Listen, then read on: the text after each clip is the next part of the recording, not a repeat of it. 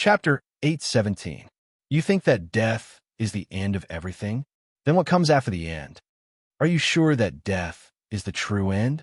When all things wither, what is the meaning of death? Ever since he answered the first question, the Black Shadow seemed to have activated its internal artificial intelligence program, asking questions from different angles one after another. It was like a buzzing fly, annoying him to no end. If it wasn't for the fact that destroying it would cause irreparable damage to the entire space of consciousness, Zhang Cheng would have used the special characteristics of his magic soul to directly slap this blabbermouth to death. But unfortunately, he could only think about it now, and could not put it into action. He was even more unwilling to answer any questions before he figured out the specific situation. Because in this mysterious space that was purely formed by consciousness, no one knew what kind of serious consequences would be caused by using supernatural powers, let alone whether it would cause harm to oneself. Although there were times when Zhang Cheng did not mind releasing the crazy side of himself hidden in his subconscious, it was definitely not now. Squinting his eyes, he was silent for a long time, and at the same time he observed for a long time. Only then did he use a probing tone to ask the Black Shadow, "Why are you so obsessed with death? If you really represent some kind of mystery of death, then why are you still alive? Don't tell me that the dead are not considered living. In the face of ultimate death, even the undead will decay." This time, the Black Shadow did not make a sound. That pair of lifeless eyes suddenly shone with a glimmer of light. "Ah, it seems that I've discovered your little secret." How could Zhang Cheng, who had always been observant, not detect that flash of strangeness? He immediately moved closer and looked directly at the face that was only left with bones. "Tell me, what is your understanding of death? And who created this understanding of death?" "You are very smart, mortal, one of the smartest mortals I've met." A faint red light appeared in the skeleton-like eye sockets of the shadow. Seeing this scene, Zhang Cheng immediately nodded in satisfaction. "Just as I expected, you have intelligence, or should I say this space has intelligence, right? But I'm curious. You said that I'm one of the smartest mortals you've met. That means that there are others who have also discovered this little secret." "That's right. The last person who discovered me was as young as you. The only difference was that his mental state was slightly insane and filled with all kinds of strange ideas." "Oh, I remember now. His name is Faust." The shadow raised his hand and touched his lower jaw, as if he was recalling the distant past. "Faust? What did he get from you?" Zhang Cheng's face was calm. It was obvious that he had expected this result. After all, this book was given to him by Faust. As the owner, it would be strange if he didn't get what he wanted from it. A little bit about the mystery of death. To be more precise, I was the one who led him onto the path of death and became the last mortal in this world who could control the laws of death. Now, tell me, do you desire to pry into the mystery of death, and are you willing to pay the price for it?" The mysterious man opened his arms and said in an extremely serious tone, "If it was someone else, they might not be able to resist their desire for power and agree without hesitation. However, Zhang Cheng wouldn't fall for this trick. He pursed his lips and sneered. "Humph. Don't you think that before you talk about this, you should introduce yourself first? For example, who created you, and what's the price you're talking about? Oh, compared to knowledge and power, you seem to be more curious about my background." Obviously, this was the first time that the mysterious man had met an intruder who didn't play by the rules, so his attitude suddenly became cold. "I'm just more cautious than most people. At the same time, I know that the more you gain, the more you lose. In this world, there is no easy way to obtain power without paying a price. If you have truly grasped the mystery of death, then the price of exchanging it would not be too low," Zhang Cheng calmly analyzed. "What if I don't want to give you an answer? Do you plan to be trapped in the world of consciousness forever?" the mysterious man asked fearlessly. Zhang Cheng shook his head meaningfully and said, "No, this place can't trap me. As long as I want to, I can destroy it at any time. I just need to pay a small price." "Impossible. This is a world completely made up of consciousness. According to the rules, only one person's consciousness can enter at a time. If you want to destroy it, you need at least two complete and independent consciousnesses. Alright. Looks like I need to show how different I am. As soon as he finished speaking, Zhang Cheng's body, which was composed entirely of consciousness, suddenly began to tremble. Not long after, another person who looked exactly like him but had a completely different temperament appeared. How was this possible? The mysterious man shouted with a trembling voice. It must be known that it was impossible to use any illusion magic in the world of consciousness. An independent consciousness was one person, and two independent consciousnesses were two people. Damn it, why did you wake me up? The other Zhang Cheng roared with a bad temper. Sorry, I've run into a little trouble and need your help. Zhang Cheng shrugged his shoulders innocently, not taking the roar to heart at all. Needless to say, he had awakened the second personality that was born when he awakened the psionic ability. I want to control this body for 3 days. The other Zhang Cheng immediately stated his terms after he understood the situation. Sure, but you have to promise that you won't ruin my plan. Deal. As the second personality born from the psionic ability was not like most people with dual personality disorder who would strongly reject and resist the main personality, the two quickly came to an agreement and looked at their only opponent with a threatening gaze. The mysterious man was obviously afraid and immediately asked anxiously, What do you want? It's simple. We want to know all the secrets of the space of consciousness, including yours. When the main personality said this, his eyes revealed undisguised malice. Of course, you can also choose to keep the secret. But please believe me when I say that this choice won't end well for you. No matter who created you, you have your own life and consciousness. Even if you want to continue living, it's best that you think about it carefully before telling us your choice. The second persona was even more blatant, and his words were filled with a strong threat. After all, the psionic ability was a supernatural power born from one's own consciousness. As long as the main personality and the second personality worked together, the opposing thoughts produced in an instant could easily tear the space of consciousness into pieces. Chapter 8:18. Some people said that there was nothing scarier than meeting a lunatic with a smart mind and clear logical thinking. If there was, it would be meeting two at the same time. Obviously, the shadow standing in the spiritual world had encountered a similar problem, and these two lunatics definitely had the ability to destroy the entire space, destroying itself that had existed for thousands of years. Just like the saying, no intelligent life was not afraid of death, even if it was death itself. The end of all things meant nothingness. It meant the denial of all possibilities and existence, and it also meant eternal silence. Anything with independent thought and wisdom would instinctively resist such an outcome. After a long silence, the shadow that represented the entire space of consciousness finally compromised helplessly and said with a slightly ethereal voice, I was born in ancient Egypt and was created by the god of death, Anubis. At first, he only took me as a notebook to record the list of the dead, but as more and more names were recorded and it became more and more complicated, I was given a new ability, and that was to guide the souls of mortals to the kingdom of the dead. It was this ability that allowed me to peek into the true mystery of death. It never belonged to any god, nor would it be controlled by a god. The god only obtained a part of its authority. You are the Book of the Dead? The eyes of Zhang Cheng's main personality instantly lit up. As a member of the North American Supreme Council, he had long learned from some books and notes that there were many powerful magic tools and artifacts hidden in this world, and the Book of the Dead was one of the most legendary items. According to legend, Anubis, the god of death in ancient Egypt, personally wrote it and gave it to the high priest for safekeeping.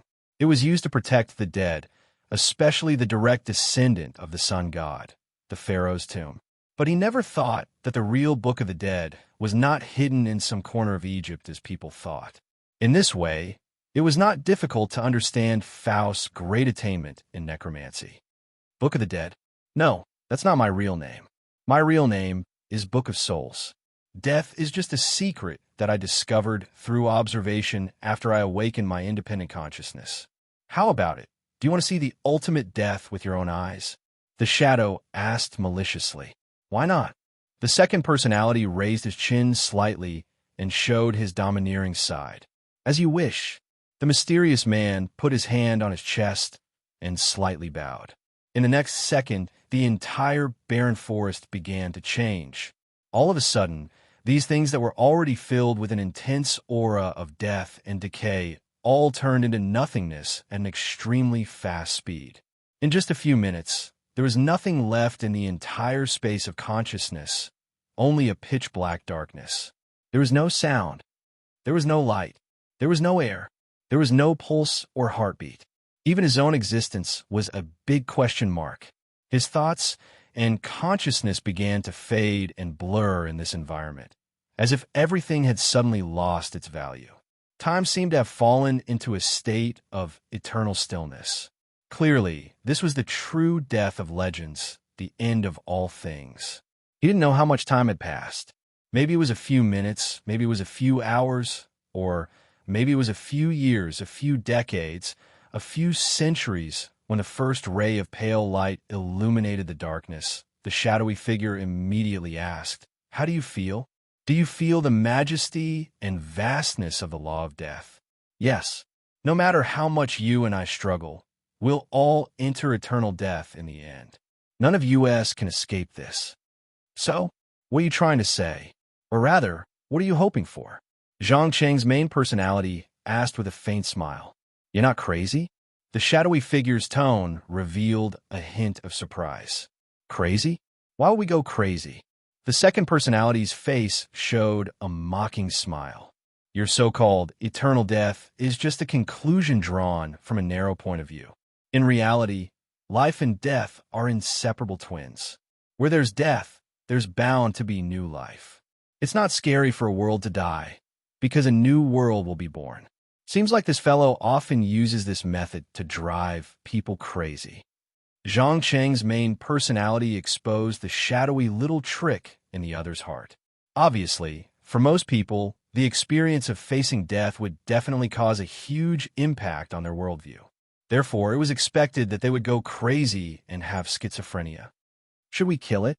The second personality licked his lips, a strong desire to destroy shooting out of his eyes. The main personality hesitated for a moment and immediately shook his head. No, there's no need for that. It's still useful. At least, it can let us understand death better and learn how to control this omnipresent power. But now, we've been here for too long. It's time to leave. As soon as he finished speaking, the two completely independent consciousnesses exchanged glances and immediately released their psionic ability at the same time, forcefully tearing a hole in the sealed consciousness space. No, bastards! How dare you? The mysterious man cursed loudly as if he had gone mad. Then he used up all of his strength and finally managed to close the torn hole with great difficulty. After all, to it, this sealed space was equivalent to its body. If it was severely damaged, it would immediately be in danger of dying. Unfortunately, Zhang Cheng could no longer hear these curses. After returning to his body, he immediately made the second personality return to its resting state. He looked up at Lafern, who was sitting opposite him on the sofa. When did you arrive? Less than 3 minutes ago. How are you? Are you all right? Lafern probed with an uncertain tone. I'm fine. Zhang Cheng pretended to be relaxed as he shrugged his shoulders. At the same time, he glanced at the clock in the living room from the corner of his eyes. From the moment he touched the book until now, it had been less than 10 minutes. It didn't seem as long as he thought. Fine? I don't think people who touch this book will feel fine. That guy Faust, he's getting more and more out of hand recently. He actually gave such a dangerous thing as a gift. Lafern rolled his eyes in annoyance. Needless to say, he was well aware of what the Book of Souls was and how terrifying it was. Don't worry. Although it caused a little trouble and annoyance, it still brought a lot of benefits overall. By the way, you didn't come all the way here just to see if I was driven crazy by this book, right? Chapter 819. It sounds like you've already seen the power of this book, haven't you? Don't let your guard down. As far as I know, Faust's apprentices have all gone crazy after coming into contact with it. Do you still remember Nathan from the Fragment World? He was one of the victims. As far as I know, no one can remain normal after coming into contact with this book. Even Faust himself was affected to some extent. As Lafren said this, his eyes were focused on Zhang Cheng's reaction, trying to find something abnormal. Unfortunately, he only saw an extremely calm young face in the end. He couldn't find anything. I've said it before, this level of trouble isn't a problem for me. Also, Faust was right. I'm the same kind of person as him, always thirsting for knowledge and power. This is my innate nature, and there's no way to change it. Zhang Cheng carefully covered the cover of the Book of Souls with a napkin. As someone who had personally experienced being immersed in the world of eternal death, he knew all too well why Faust's apprentices had all gone crazy. Normally, in that kind of situation, anyone with a normal mind would be on the verge of madness and collapse. The feeling of losing one's consciousness was more terrifying than anything else. Fortunately, his mental state wasn't normal. If one used the definition of modern medicine and psychology, he should be classified as having a deep schizophrenia and dual personality. Therefore, when everything around him became blurry, he could still maintain a connection with his dual personality, ensuring that he wouldn't lose himself. Lafren obviously didn't know these secrets, and he subconsciously frowned. You shouldn't be bewitched by Faust. Do you know, I've known him for more than 80 years, and I know better than anyone how sick and dark he is in the depths of his heart. Promise me, don't touch this book again. You're already strong enough. There's no need to learn from a mentally unstable madman. Oh, between me and him, who do you think is more normal? Zhang Cheng had a strange expression on his face. Because there were too many things to complain about, he really didn't know where to start. After all, as a lunatic who had just personally plotted to kill an entire planet of humans, he really did not think that Faust could compare to the darkness in his heart. To be more precise, through this insane act of destruction, he had completely liberated himself from the identity of a pure human being. He no longer felt that ordinary people were the same as him and were of the same race. With such a mindset, no matter how many massacres he committed or how many worlds he destroyed, he would not feel the slightest bit of guilt or pity. No, what I mean is, he's been acting a little strange recently. It's very likely that there's a problem here. You have to be vigilant. After all, when he goes crazy, he won't care if you're an ally or not. Lafren pointed at his head. His mental state is unstable. Zhang Cheng was sharp enough to notice the hint in her words. Lafren nodded without hesitation. Yes, every 30 years or so, he would enter a dangerous period. During this period of time, he would not be able to control his desire to kill and would most likely create a terrifying killing feast in some corner of the world. Unable to control himself, Zhang Cheng thoughtfully tapped on the table and fell into deep thought. He did not think that Faust was the kind of person who could not control his desire to kill. This abnormal behavior was most likely related to the price he had to pay to control the law of death. Okay, I'll stop talking about him here.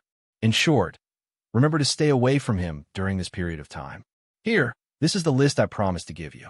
Hurry up and pick one as compensation. Lafren said as he threw a piece of A4 paper on the table. No rush. Zhang Cheng picked it up and glanced at it. Seeing that there was nothing he was interested in, he casually threw it aside. Did anything big happen in the underground world in the past few months? Big news?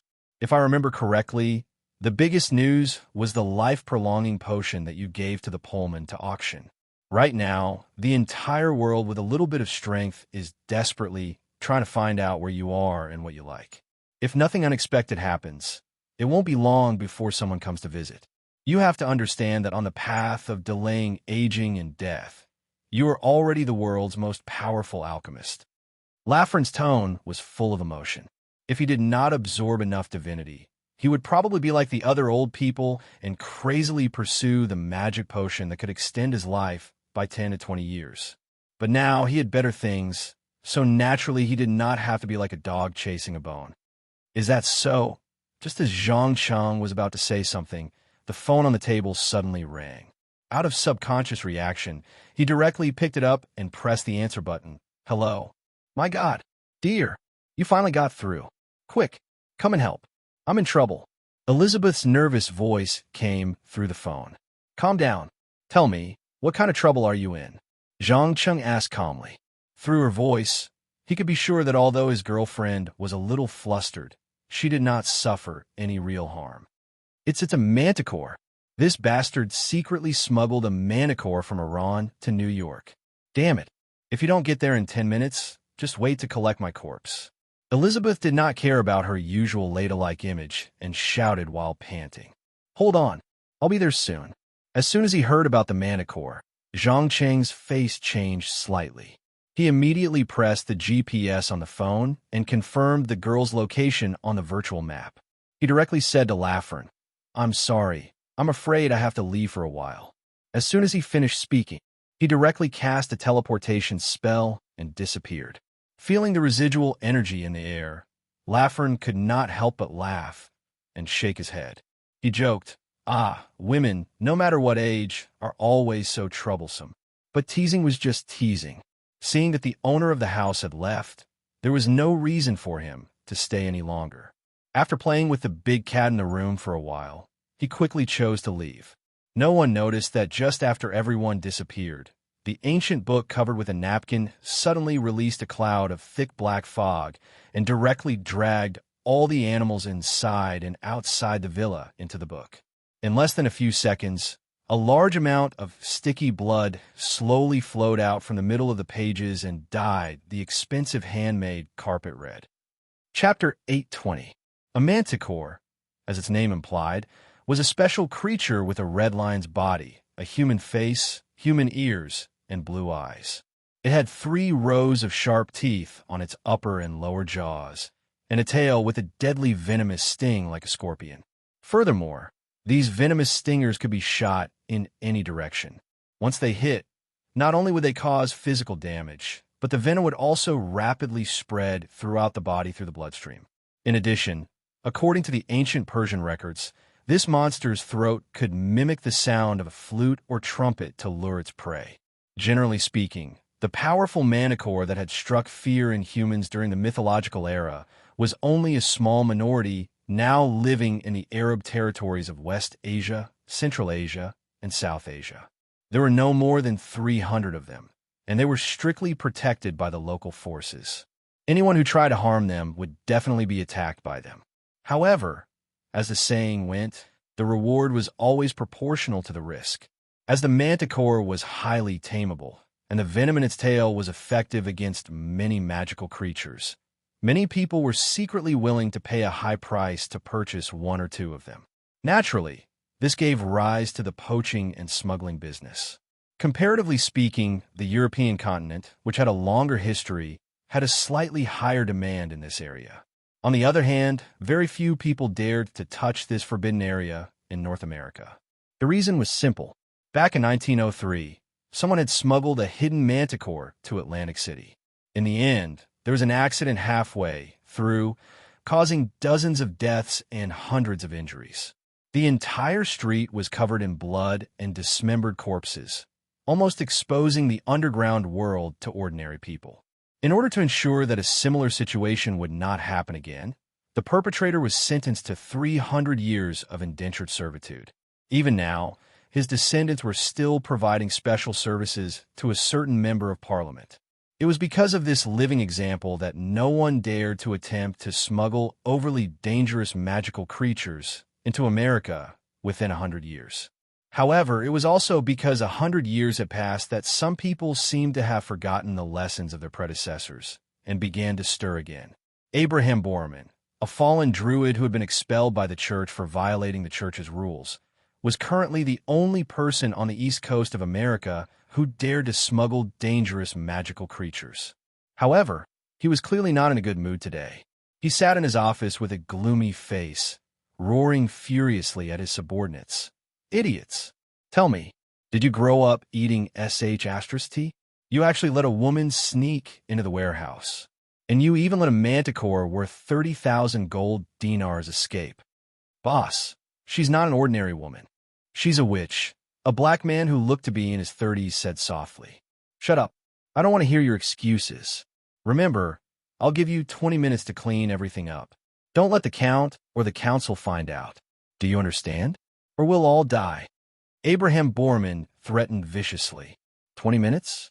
Capturing a manticore and a witch in a complicated warehouse at the docks. The black man's eyes widened in disbelief. You should know that this is New York Harbor. The annual throughput reached hundreds of millions of tons. Just the containers that were placed outside were so densely packed that there was no end in sight. In addition to the unified warehouse, even if thousands of people were mobilized, they might not be able to check every corner in a day. You don't have to worry about that. I'll send my little darling to search for him. Your mission is to capture both the man and the manticore, especially that damned little bitch. I'll let her know the severity of the consequences of disturbing my business. After saying that, Abraham Borman put 2 fingers in his mouth and whistled loudly. In an instant, densely packed seagulls flew over from the seaside, circling around the entire dock's logistics area. After a while, more than half of them swooped down toward the corner near the east. Seeing this scene, he immediately pushed open the window and pointed at the place where the seagulls had landed. Over there. Go quickly.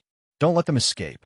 Before he could finish speaking, a poisonous needle flickering with black light pierced into the wall beside him, causing everyone in the room to break out in cold sweat. The manticore's poison was not something that any poisonous creature on Earth could compare to. Rather than calling it a poison, it was more like a magical energy that could affect the body's functions. Even an adult elephant would die from the poison within a few seconds with just a scratch on its skin. Meow. Before these people could recover from their shock, a cat-like small animal covered in black fur suddenly jumped out from behind a container. It directly knocked away the manticore that was chasing after the girl, and at the same time, it let out a threatening growl. Come on, Cody, hold on for a few more minutes. Jean will come to save us. Elizabeth shouted without looking back as she ran for her life. Scram! I swear, if I can go back alive this time, I'll definitely scratch your ass. As he spoke, the black furry creature that was originally the size of a house cat quickly expanded and turned into an elegant leopard, especially its ridiculously proportioned claws, the ends of which emitted a metallic luster under the sun. It was obvious that it was not to be trifled with. However, the violent manticore obviously would not be intimidated by such a threat. After getting up from the ground, it immediately shot out poisonous needles from its tail. Pa-pa-pa-pa. Accompanied by dazzling golden sparks, a row of finger-sized holes suddenly appeared on the thick and sturdy outer shell of the container. Cody was not to be outdone. He waved his claws that were sharper than a lathe and charged straight at the manticore, cutting open a wound so deep that bone could be seen. Woo! The intense pain made the manticore even more manic. It opened its bloody mouth and tried to bite its opponent with its 3 rows of sharp fangs. As the two were now entangled with each other, once it bit down, it would definitely cause considerable damage to Cody, who had turned into a big cat. At this critical moment, a black dot suddenly appeared in the air. Immediately after, the surrounding time suddenly came to a standstill. The next second, boom, a huge fireball rose into the air. The pitiful manticore was directly sent flying by the explosion and shockwave caused by the fireball. It slammed into the stacked containers behind it with a deafening bang. Sorry, I wasted a little time locating the coordinates. Are you okay? Zhang Chung came to the girl's side and asked with a half-smile. God, you're finally back. Elizabeth jumped up and hugged her boyfriend's neck. Her whole body was trembling with excitement. Chapter 821. Roar. The manticore was obviously not badly hurt by the huge fireball just now. Soon, it wobbled out from under the collapsed container and let out a roar full of anger and pain, especially at the end of its bat-like wings. A faint black flame could even be seen burning. Any steel plate that came into contact with it all melted into bright red molten iron in just a few seconds. Oh my God, it's not dead yet. Elizabeth's mouth was wide open with an expression of disbelief. Dead? No. The manticore won't die so easily. Besides, I don't intend to kill it. After saying that, Zhang Cheng gently pushed the girl aside and looked at the magical creature that had survived from the distant mythological era with great interest. There was no doubt that this was the first time he had seen a manticore, and it was a young manticore that was far from its peak state. However, judging from the attack power, vitality, and special magical abilities that it had displayed so far, even if it could not be compared to a dragon, a prehistoric beast that could stand at the top of the food chain in any fantasy world, it would not be too far off when it reached adulthood. Especially after it was injured, the black flame that wrapped around the end of its wings was a high-level use of magical energy. It was estimated that it was at least thousands of degrees high. Normal people who accidentally touched it would have no chance of survival. Be careful. There's not only a manticore here, there are also some quite ferocious bastards. Elizabeth glanced at the abnormal number of seabirds around and cautiously reminded him. Hee, relax. Have you forgotten who I am? Besides, this is New York, my territory. As a person who liked to be vigilant at all times, how could Zhang Cheng not notice the dense seabirds standing around him? But for the current him, these small things did not need to be too concerned. At best, it was a small game to pass the time. Of course, for Abraham Borman, it was just the opposite. If one were to find a reference for his smuggling activities, it would be equivalent to a gang leader in New York who was involved in illegal drug trafficking and weapons trade. And because a lot of his income could not be shown, he was a tax evader, which meant that he did not pay enough taxes to his superior lord. Once this behavior was exposed, he would not only face the punishment of the Supreme Council, but also the fury of the superior lord. If there were no accidents, he would probably be torn to pieces by the superior lord before the emissary of the Supreme Council arrived. After all, the lords of the underground world were not the members of parliament and politicians in the United States who only knew how to talk. They would use blood and death to defend their rights and dignity. Most importantly, if he could not solve the crisis in front of him, the smuggling network that Abraham Borman built by violence would quickly fall apart, and his men would no longer obey orders unconditionally like before. So he had no choice but to clench his teeth. He shouted angrily at his men in the office. What are you waiting for? Hurry and follow me to get rid of the intruder. Don't you want to die? As soon as he finished his words, he immediately jumped out of the window, turned into a huge bald eagle, and flew straight to the scene of the incident. Damn it! Quick! Move! If the intruder escapes this time, we're all finished. Another middle-aged man next to him also reacted quickly. He grabbed a blowpipe engraved with dense ancient patterns and symbols and followed closely behind. It wasn't that he was loyal, but as long as one of the people in this line of work was caught, the rest would often suffer. No one could escape. After a while, these desperados of the underground world surrounded the scene from all directions. At the same time, they used supernatural powers to drive away the dock staff and security guards who rushed over to deal with the sudden situation. Seeing that the situation was under control, Abraham Borman turned back into his human form.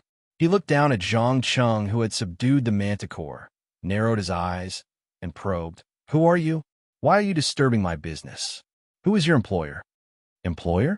Dear, I think you should be the one to answer this question, don't you think?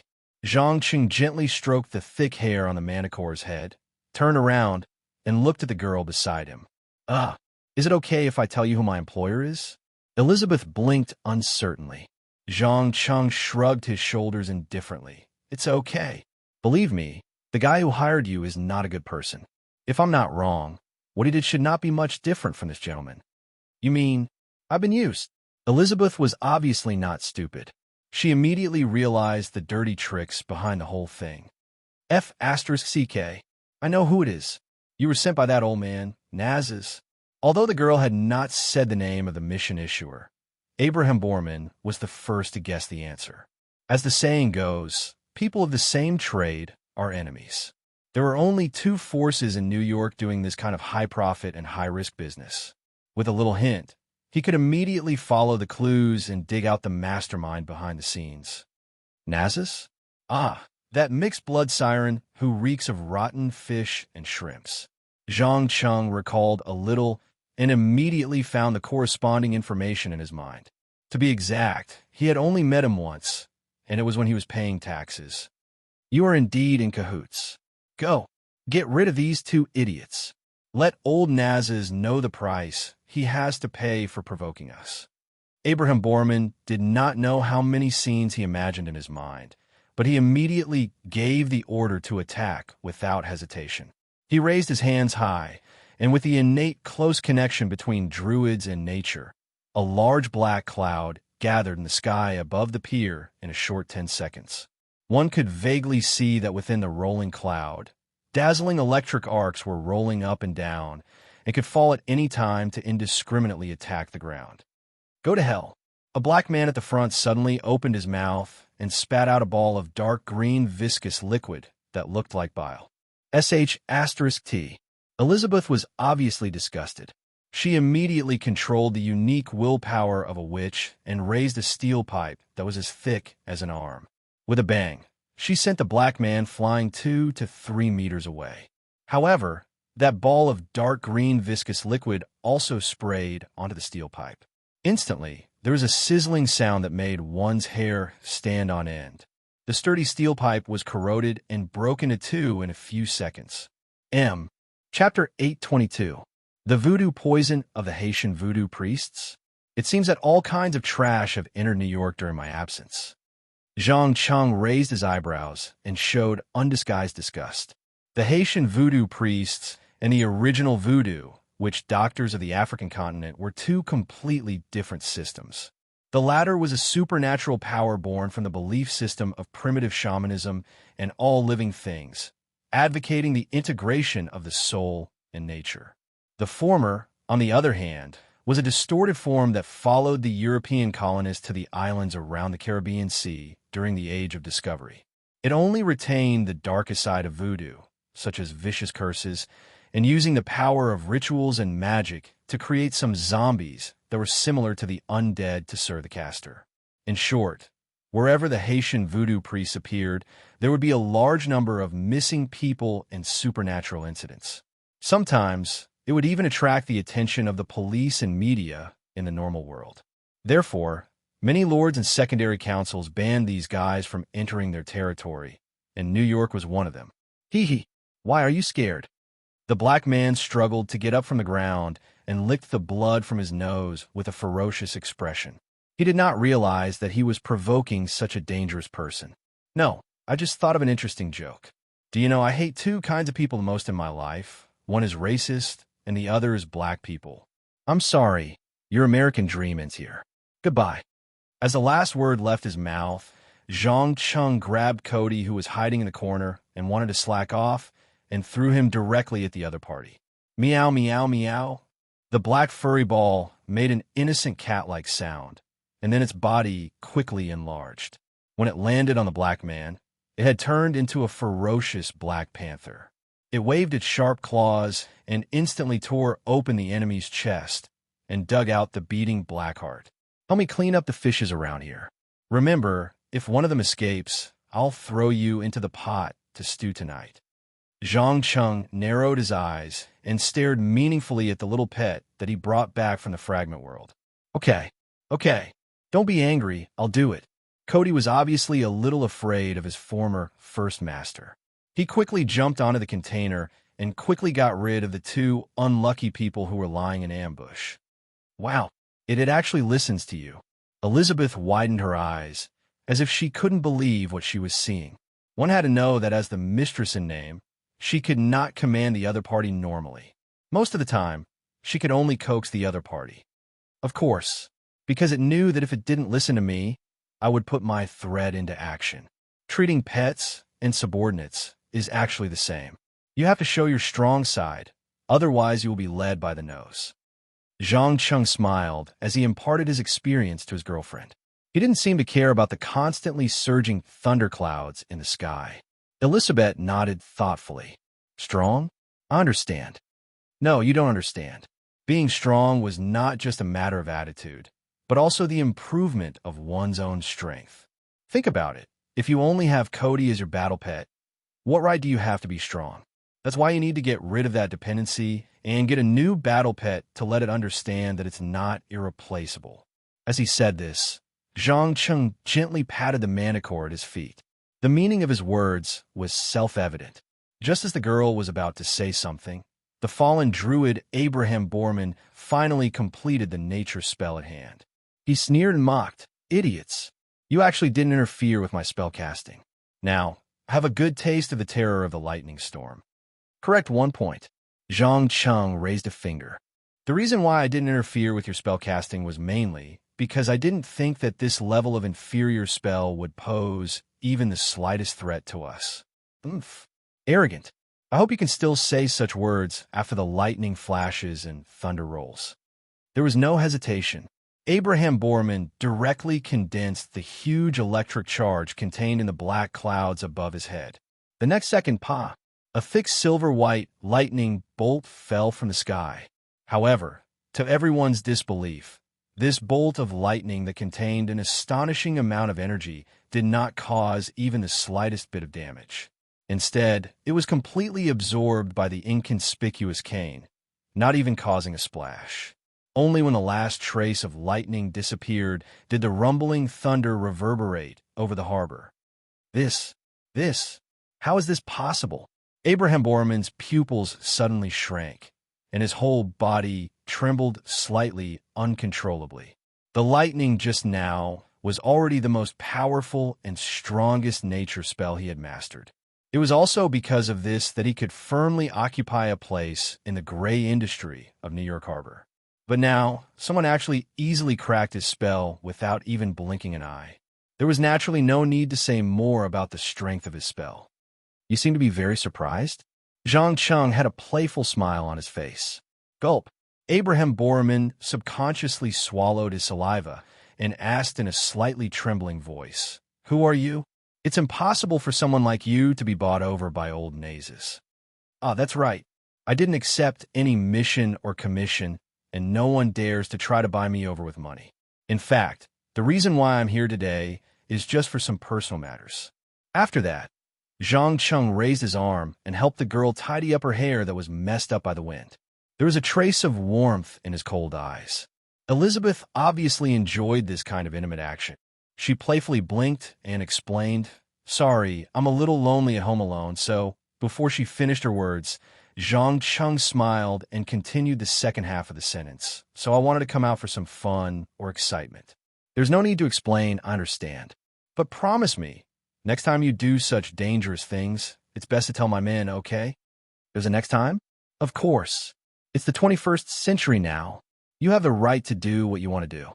Just pay attention to your safety. That's all."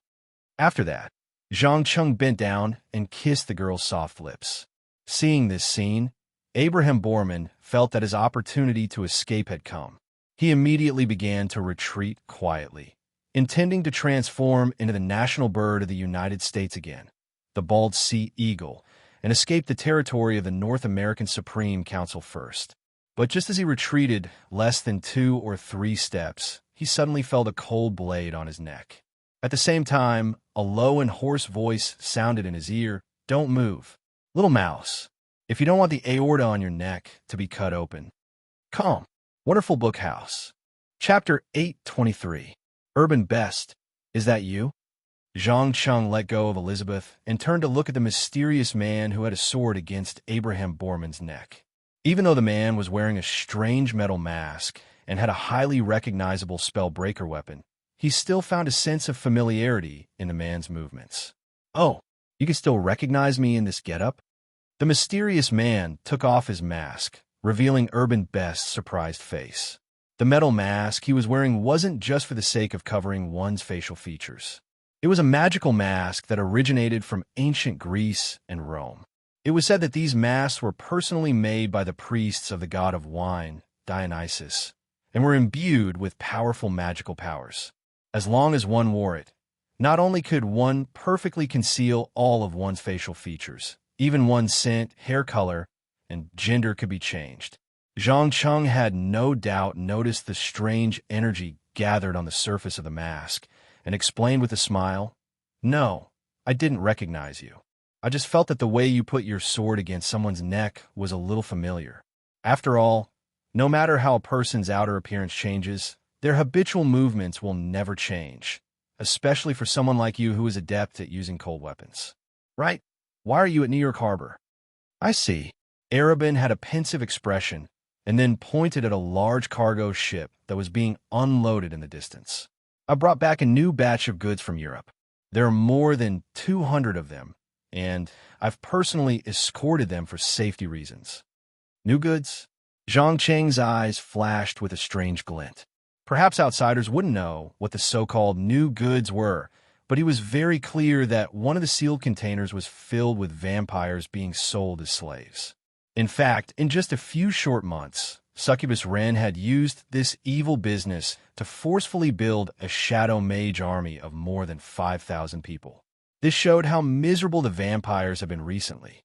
It could even be said that they had gone from being the kings of the night who hunted humans and fed on fresh blood to becoming prey in the eyes of countless desperados. Currently, many vampire families didn't even dare to go out to hunt, afraid that they would be targeted by dangerous people and mysteriously disappear. The power of greed and evil had revealed its fangs for the first time in the underground world, and the entire vampire community was in a state of chaos. Hee, I'm afraid you still don't know. There are many hunter teams that specialize in capturing vampires in all the major cities in Europe. They won't even let the nobles off for the generous rewards. Arabin revealed a bloodthirsty smile. Without a doubt, all of this was the result of his secret instigation. After all, a challenge to a large force like this one had to be led by a powerful and fearless person. At the same time, they had to let everyone see that they could not only reap great benefits, but also escape from the other party's vengeance. This way, under the dual motivation of setting an example and benefits, the residents of the underground world started to take action and join in. Once the number of vampires, even the high vampires and vampires, even the high and mighty dukes and princes of the vampires, Zhang Cheng could clearly imagine the fear in these people's hearts. He pursed his lips and praised. Well done. Looks like you've made them suffer a lot. You know, I love to fight with strong opponents. I desire to stab into the enemy's chest with a sharp blade, cut open the main arteries on their necks, and feel the beautiful scene of blood splattering in the air. While saying this, Urban Best's sharp blade lightly slit the captive's skin, drawing a line of blood on his neck. Dark red blood quickly dyed his white shirt red. Abraham Borman was clearly frightened. He couldn't help but shout, Don't kill me. I have a large sum of money in my hands. As long as you're willing to let me go, I'm willing to take it all out as ransom. A large sum of money? Urban Best showed undisguised contempt. He didn't think that a fallen druid who smuggled magical creatures would have a large sum of money in his hands. 60,000. I have 60,000 gold dinars and 800 million USD in bonds and savings. In order to save his own life, Abraham Borman reported his family background without hesitation. Never in his dreams would he have thought that a rare manicore would not only fail to bring him a large sum of money, but also attract a terrifying enemy. 60,000 gold dinars. Arabin's jaw dropped as if he had heard something unbelievable. After all, gold dinars weren't the same as the worthless paper money of modern society that was based on the country's trust. They could be printed as much as one wanted. On the contrary, it was a magical currency that was forged in a very special place. The annual production was very limited. Normal underworld residents would never come into contact with it in their entire lives.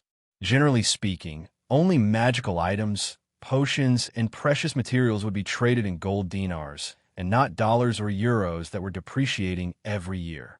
60,000 gold dinars was almost equivalent to the sum of a lord's income for several years. It could definitely be considered a huge sum of money.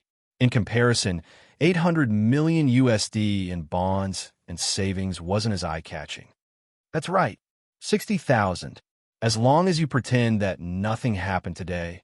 Abraham Borman looked at his blood-soaked collar and repeated anxiously. Through the screams and wails that came from time to time, he was sure that his subordinates were all dead. The only thing he could do now was to preserve his life and find a chance to rebuild the smuggling network after the storm passed. Arabin had seen the strong desire to live in the eyes of many people before they died. He immediately understood what the man in front of him was thinking. He smiled and teased, 60,000 gold dinars for a life. I think this is a good deal. What do you think? I don't know. You have to ask Elizabeth about this deal. She's the one who has the authority to make the decision. Zhang Cheng shrugged nonchalantly. Me? Of course I agree. Oh my God, that's 60,000 gold dinars and 800 million USD. The girl didn't hesitate to forget the previous unhappiness. Her eyes revealed surprise and anticipation. No matter what, she was a young girl who had walked out of the slums. She would never forget the days when she was still struggling to survive in a foster home. As for the matter of the other party wanting to kill her, it was nothing in the slums. Moreover, a large sum of money was enough to make up for the mental trauma. Chapter 824. A few hours later, in the office on the top floor of the Violet House Entertainment Center, an old man who looked to be in his 70s or 80s was sweating profusely in front of the table. His face was filled with nervousness and fear. This was because he was none other than another person in New York's underground world who was involved in smuggling magical creatures. People called him the mixed blood sea demon, Nazis. Of course, compared to Abraham Borman, this old fox was much more cunning. Not only did he set up a shipping company on the surface, but he also didn't forget to use the money he earned to bribe everyone. So much so that even though the feudal lords and counselors knew what kind of business he was doing in the dark, they all chose to turn a blind eye to it. But today, the old fox finally suffered a huge setback. Never in his wildest dreams would he have thought that the mission he had originally planned to use to annoy his competitors would be taken by a young and beautiful witch. What was even more terrifying was that this little witch was the girlfriend of a counselor of the highest council. Shock, panic, fear. After all, he wasn't an idiot. He knew that no matter how many people he bribed, he couldn't change the fact that he had violated the rules. So if this young counselor was determined to kill him, he definitely wouldn't have any chance to resist. Nazis, tell me, how should I deal with you? Zhang Cheng tapped on the table lightly with a hint of playfulness in his eyes. Sir, I swear that this is just a misunderstanding, a coincidence. I didn't mean to use this young lady. The old man hurriedly bowed deeply and desperately explained. He had no choice but to risk his life. The underground world never paid attention to any legal system, let alone the ridiculous jury system. As long as the lords and counselors confirmed that an unlucky person had violated the rules, they had the right to arrest him or even kill him directly. Why should I believe you? Or to put it another way, what right do you have for me to let you go? Zhang Cheng didn't hide the malice in his heart. As a person who liked to stand on the dark side of human nature and speculate about the psychological activities of others, he would rather believe that this was a test of his bottom line and not some bullshit asterisk T coincidence. How could there be so many coincidences in the world? Compared to coincidences, conspiracies and tricks were the norm in this world. What do you want? Nazis mustered his courage and carefully probed. Don't worry, I don't intend to kill you. At least, I don't have such thoughts this time. But you have to understand that you have to pay a price for doing anything wrong. Abraham Borman paid all his savings over the years in exchange for his life. What about you? Zhang Cheng hinted meaningfully. Using money to buy a life. This thought popped up in old Naz's mind, and he hurriedly calculated how much wealth he had to offer to satisfy the young counselor of the highest council in front of him. It must be noted that he was not Abraham Borman, a nouveau riche. Apart from smuggling magical creatures, he also had a series of great businesses that involved underground casinos, death fight clubs, and erotic services. Some of them even cooperated with the lords. It could be said that a slight move on one part could affect the whole situation. Usually, through these interests and relationships, he had always been the one to find trouble with others. When had others ever found trouble with him?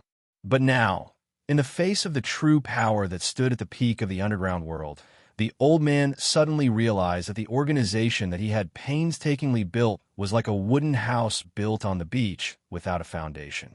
Once a terrifying storm came, everything would turn into nothing. Filled with intense unwillingness, old Nazis hesitated for about 2 to 3 minutes before gritting his teeth and replying, I'm willing to pay 100,000 gold dinars. +1 for billion US dollars. Wah! Elizabeth shrieked and hurriedly covered her mouth with her hand.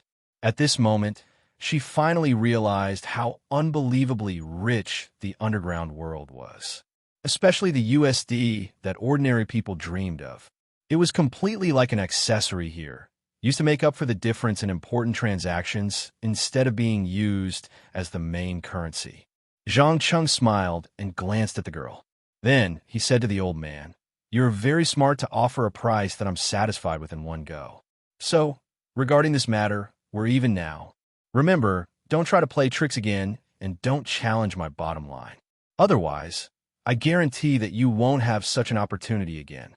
"Understood. I swear on my life that I will never play such tricks again."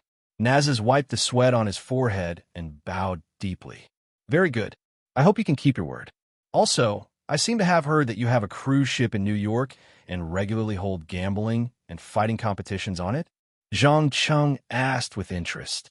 Nazis quickly nodded and said, "Yes, sir.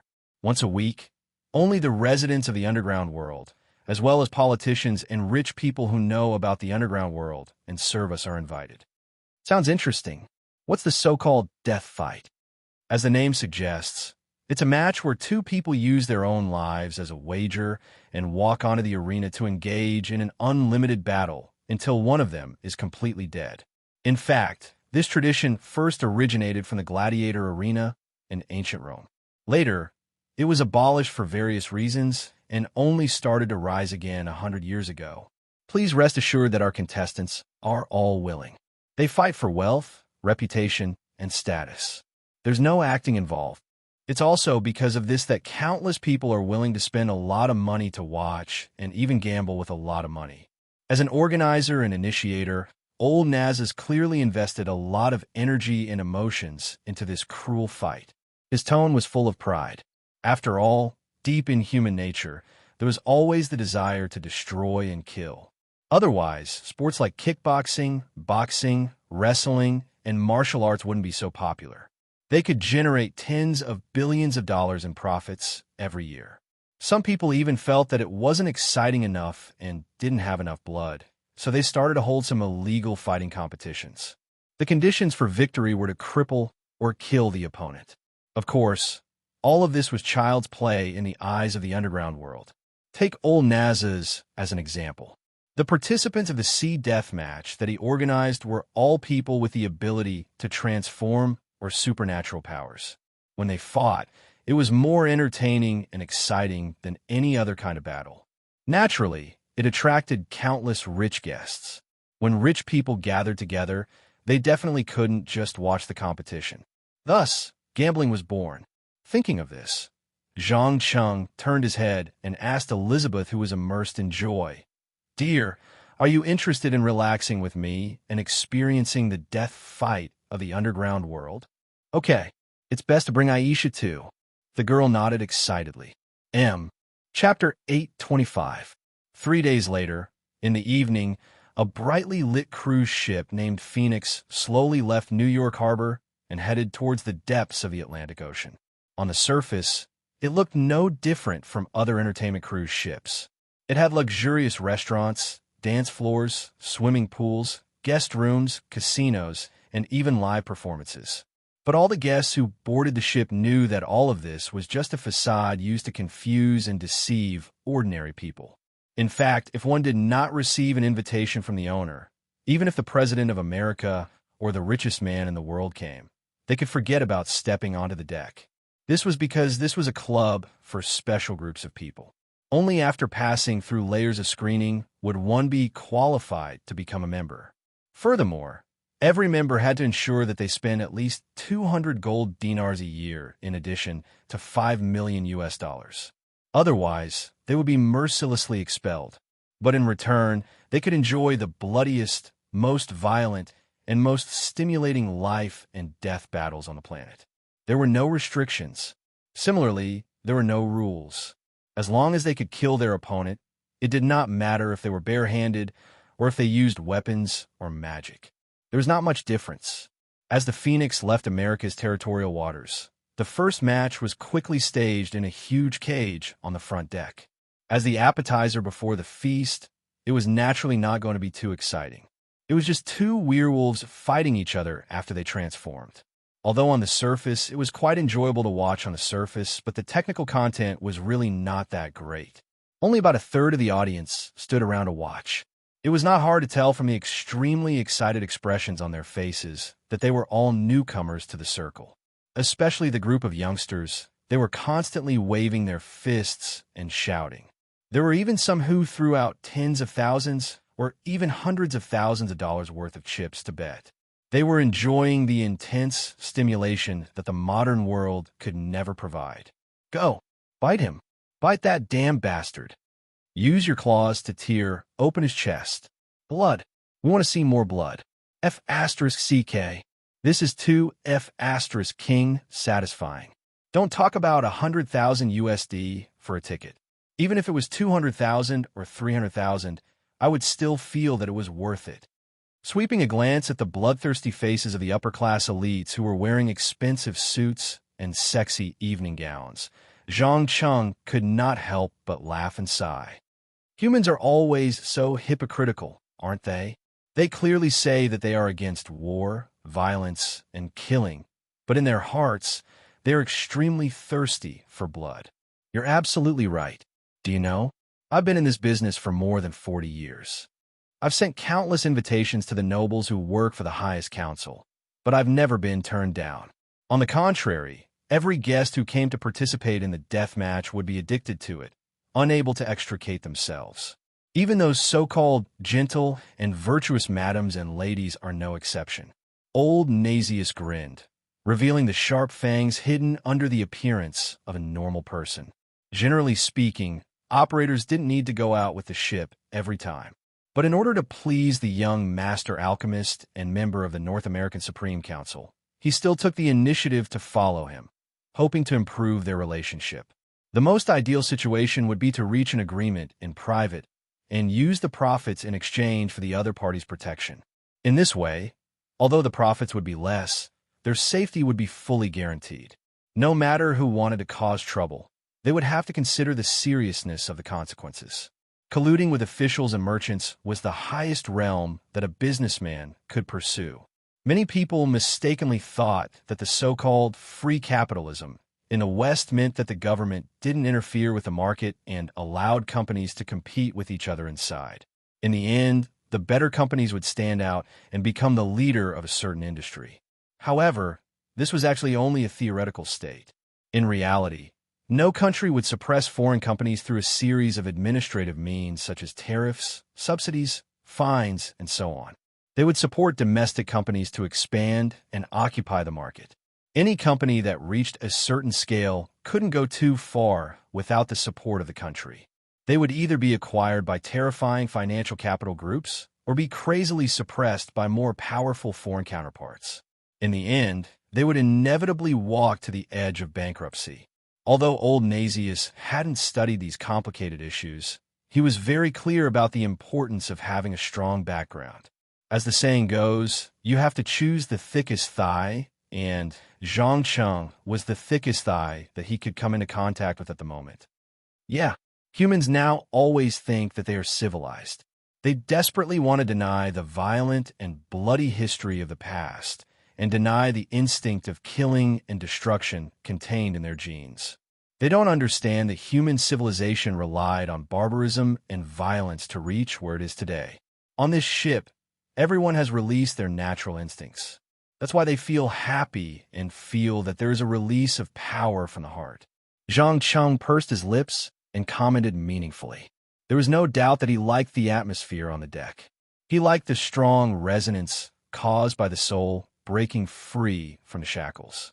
Just as Nazius was about to say something, an earth-shattering cheer suddenly erupted around the cage. One of the werewolves used his sharp teeth to tear off another werewolf's arm. Then he spat out the flesh in his mouth and bit the opponent's throat. He bit the opponent's head off from the neck and raised his head to let out an ear-piercing howl. A woof! Such a bloody scene instantly ignited the enthusiasm of the audience. Some people took out a lot of chips and threw them into the cage to reward the winner of this life and death battle. Elizabeth pulled her sister and ran over from afar. She shouted excitedly, "Dear, I won! I won! Oh, how much did you win?" Zhang Cheng pretended to be interested and asked. 300,000. I won 300,000 USD. And the killing just now was like a beast. The girl was obviously in a state of extreme excitement. Her entire body was trembling slightly. Aisha had taken off her coat and was only wearing a small vest, as if she had not recovered from the shock. From time to time, she would turn her head back to look at the workers in the cage who were dealing with the corpses. She could not believe that a fight would actually end with life and death. "As long as you like it. Have fun today. I still have some things to discuss with Nazius." Zhang Cheng gently kissed his girlfriend's cheek and casually handed over the box of gold dinars to her. "So much. All for me?" Elizabeth looked at the thousands of gold dinars and widened her eyes in shock. "Of course. Don't restrict yourself. Do whatever you want to do. Isn't that the purpose of this ship's existence?" With that said, Zhang Cheng gave the old man beside him a look. The latter understood tacitly. He immediately summoned a subordinate and whispered a few words into his ear. Chapter 826. Sitting in the most luxurious room on the ship, Zhang Cheng took a sip of the expensive wine and asked with a faint smile, "There are no outsiders here. Tell me, what do you want from me?" "It's protection, honorable Mr. Councilman. Maybe in your eyes, I'm just an insignificant businessman walking on the edge of the gray area. But in fact, I also have dreams and goals." Old Nazas drank a full glass of wine in one breath and replied while licking his lips. "Dreams?" Zhang Cheng raised his eyebrows with interest. He couldn't imagine that an old fox who would do anything in order to survive actually had dreams.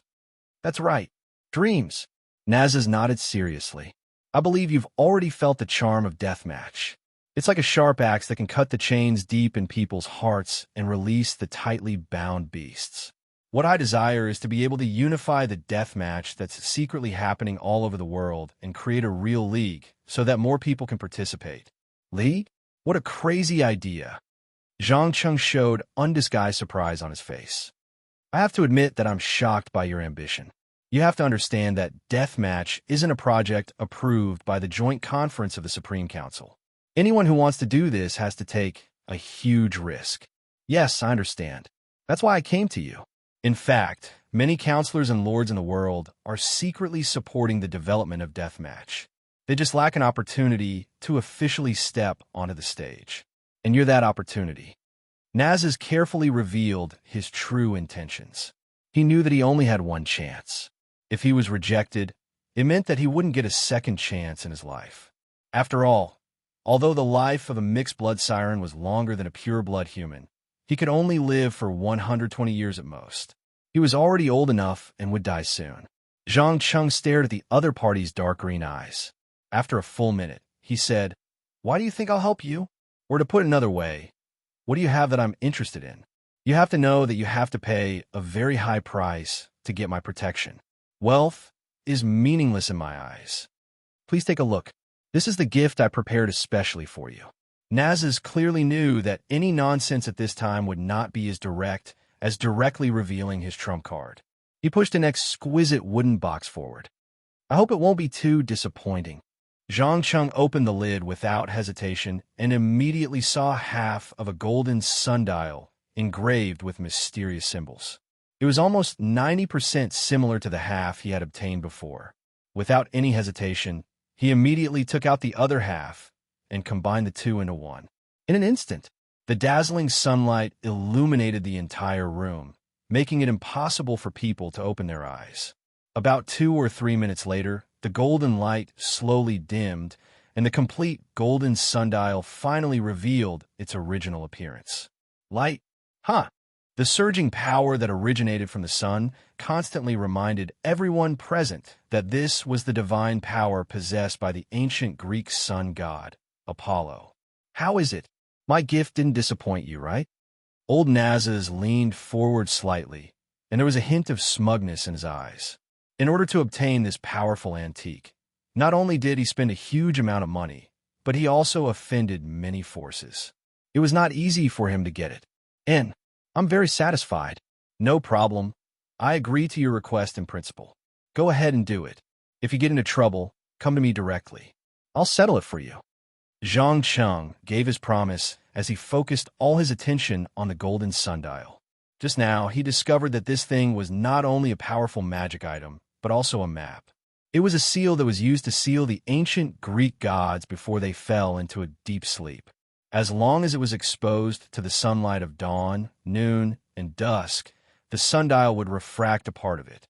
When the three parts were gathered, a complete map could be obtained. However, since the key to open the seal had not been found, the map was temporarily useless.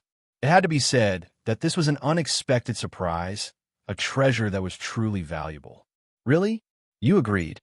An excited expression appeared on Naz's old face. After all, he had worked hard for this day for his entire life. Now that his dream had come true, it suddenly felt unreal. Of course.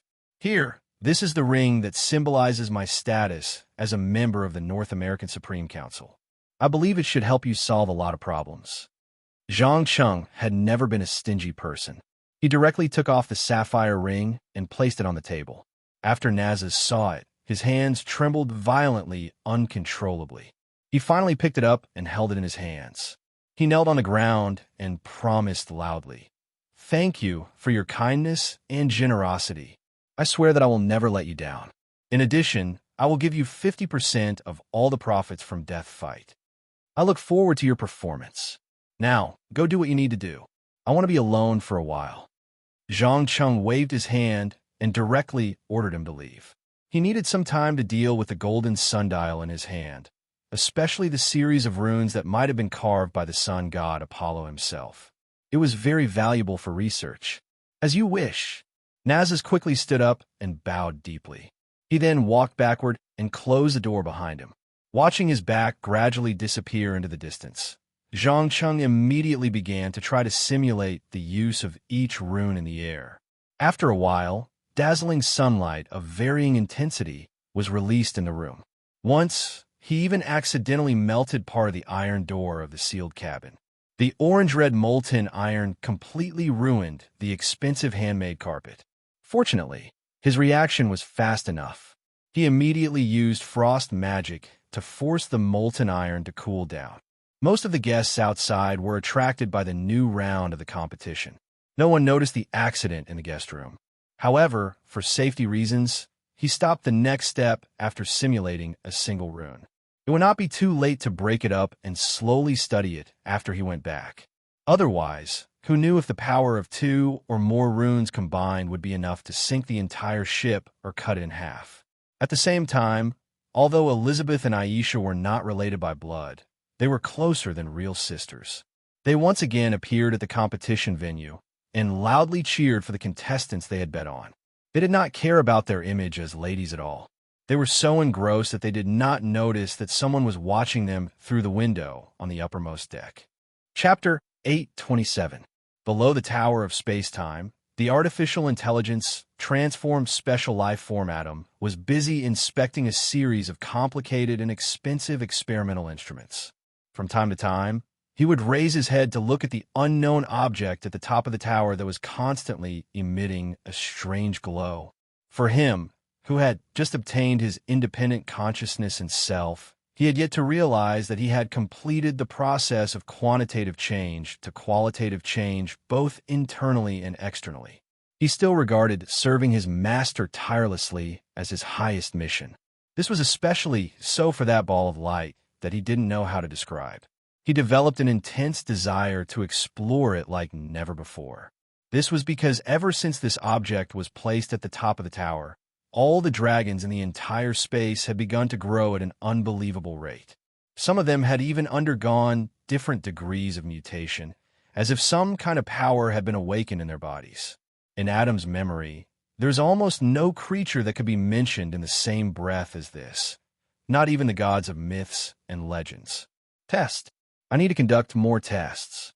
Just as he was muttering to himself softly and preparing to activate the instrument to once again explore the secrets hidden in those photons, a teleportation portal suddenly opened out of thin air.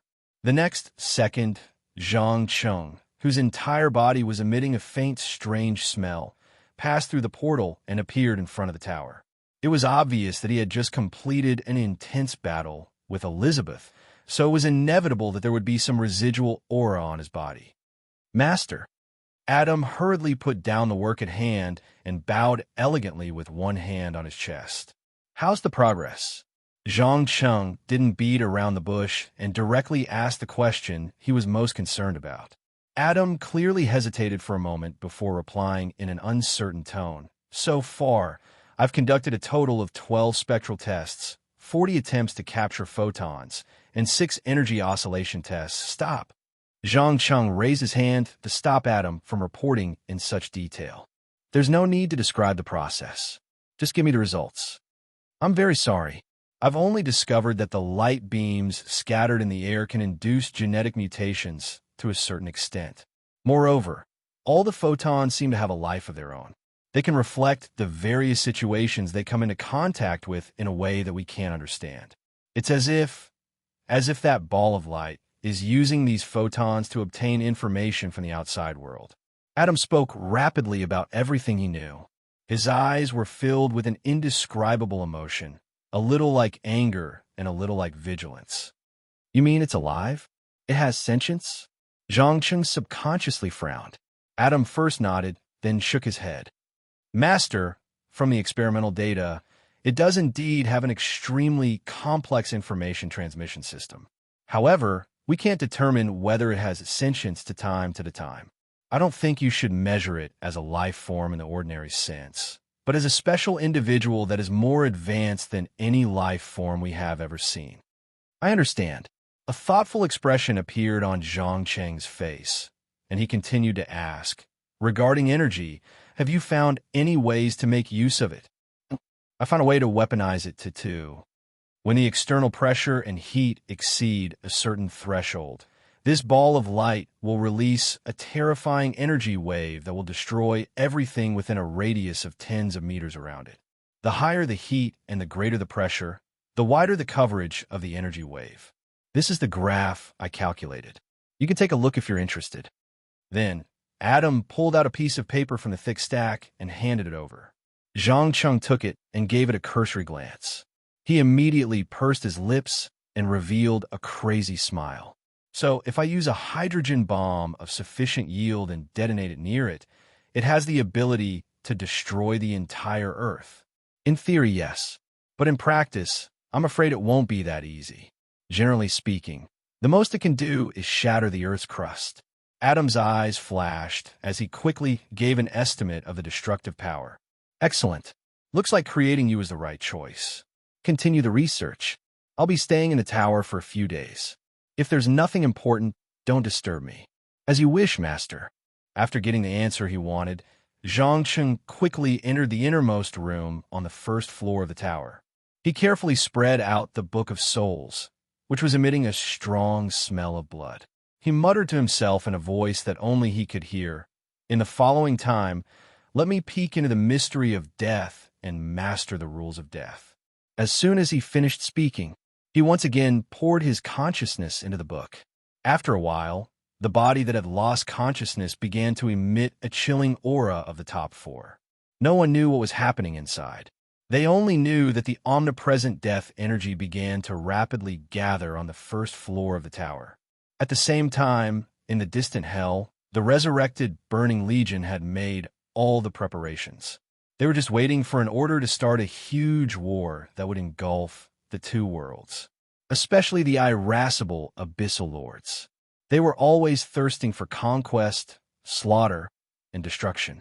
If it wasn't for the restriction of the commanding demonic book, they would have already begun to attack the demon lords in the surrounding areas. As the first member to pledge loyalty to Zhang Cheng, Succubus Ren had already become one of the highest commanders of this huge legion. At this moment, she was standing on the balcony and admiring the endless army outside. She asked without turning her head, "Have those dreadlords sent back any news recently?" "Yes, Your Majesty. According to the information sent back yesterday, Hell and Heaven have already invested more than 100,000 troops in the border area. There have been 3 large-scale conflicts. It is estimated that they will enter a state of total war in at most 5 days. Another elite succubus quickly reported as he knelt on one knee. Oomph, a bunch of idiots. I really want to see the expression on their faces when they find out that it's all a scam. Ren licked her seductive red lips. Her tone was full of sarcasm. Just as the elite succubus was about to say a few words of flattery, the tightly shut door was suddenly pushed open. Valeni swaggered in from outside. He first looked around, then immediately asked, "Where's that female demon lord? Nissa, why are you looking for her?" Ren turned around and stared at him with her glowing eyes. "The emissary of hell will be here soon. We need her to put on a show," Valeni impatiently urged. Ever since Zhang Cheng left, he found that the originally obedient demons had begun to secretly oppose him. Even if he had the power to see the future, he couldn't help but feel a headache. Come, wonderful bookhouse. Come. Chapter 828. Emissary? What emissary? Why didn't I get the news? Ren's expression changed slightly. She put on a domineering attitude and questioned loudly. But unfortunately, Valeni obviously did not buy it. He retorted with a look of disdain. "Who do you think you are? Why should I inform you? Don't forget, I'm the supervisor of the entire Hell Conquest project, and you're just a dog that follows orders." "What? Do you want to die?" Lowly human. Ren was clearly enraged, and a terrifying amount of shadow energy began to gather around her body. "Lowly? If I remember correctly, your master seems to be a human, or at least, he used to be a human. Most importantly, are you sure you want to disobey master's order and be my enemy?"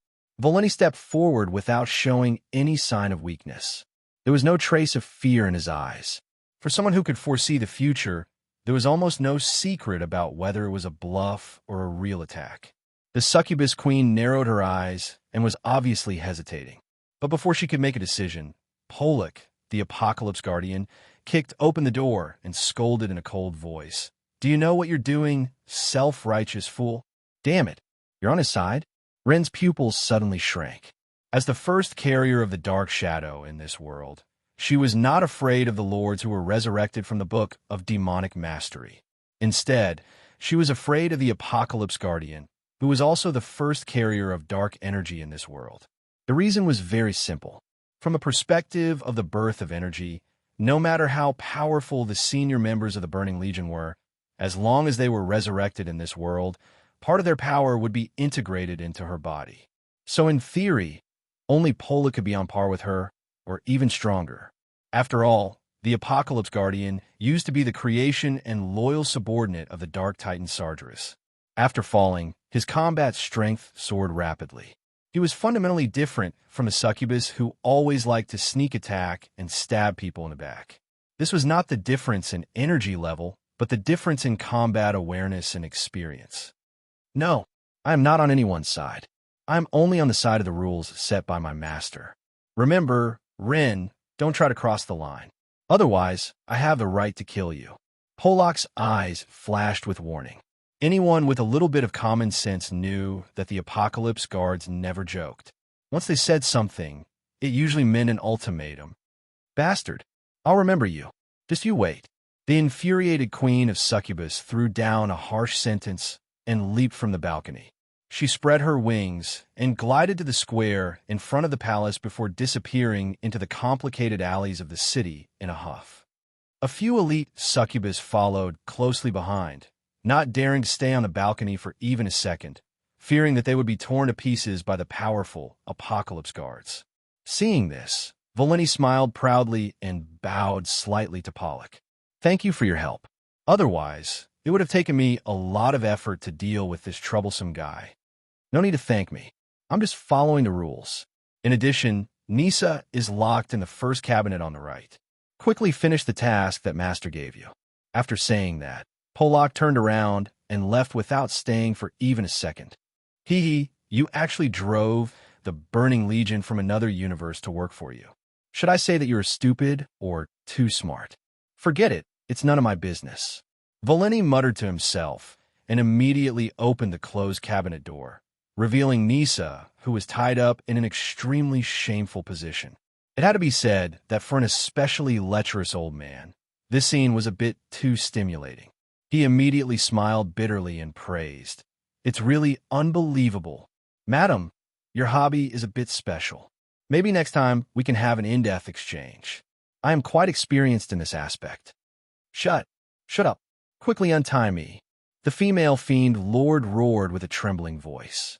Because the rope was tightly tied to some very sensitive parts, the god general transmitted a large amount of stimulating information to the brain, causing the whole body to be in a highly excited state.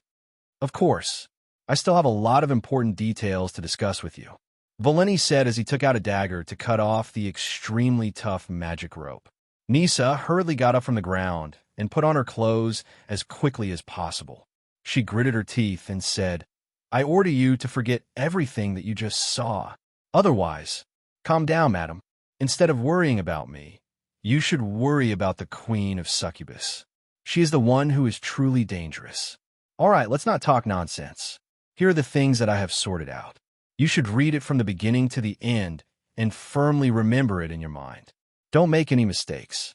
Otherwise, I can guarantee that your previous encounter was just an appetizer." Although Valeni had a faint smile on his face when he said this, there was a naked threat between the lines. "Got it. Apart from the content on this paper, is there anything else that I need to pay attention to?" Nisa quickly flipped through the densely packed words on the paper and asked without raising her head. "There's one more thing. If the plan goes well, you will lead an army to the front lines and fight with the forces of heaven. At that time, our Dreadlord will come into contact with you and tell you how to fight this war. What you have to do is to follow his orders 100%. Don't act on your own and don't work too hard. Understand?" Valeni instructed meaningfully. "Understood. If I do this, will I be able to regain the command of this army?" The female demon raised her chin and carefully probed.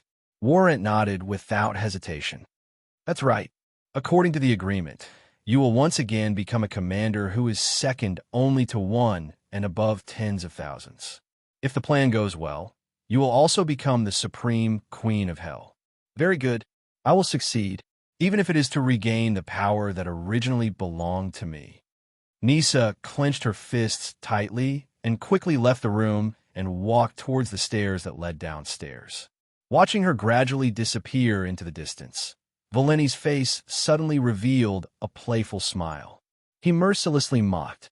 "Are all demons so naive? You actually believe that you can regain your power? Idiot! When the plan succeeds, it will be the day you will be killed. Zhangcheng is no longer a pure human. The darkness in his heart is far beyond the limits of your imagination. Nothing can stop the darkness from descending. Either you obey or you die. There is no third choice." Chapter 829.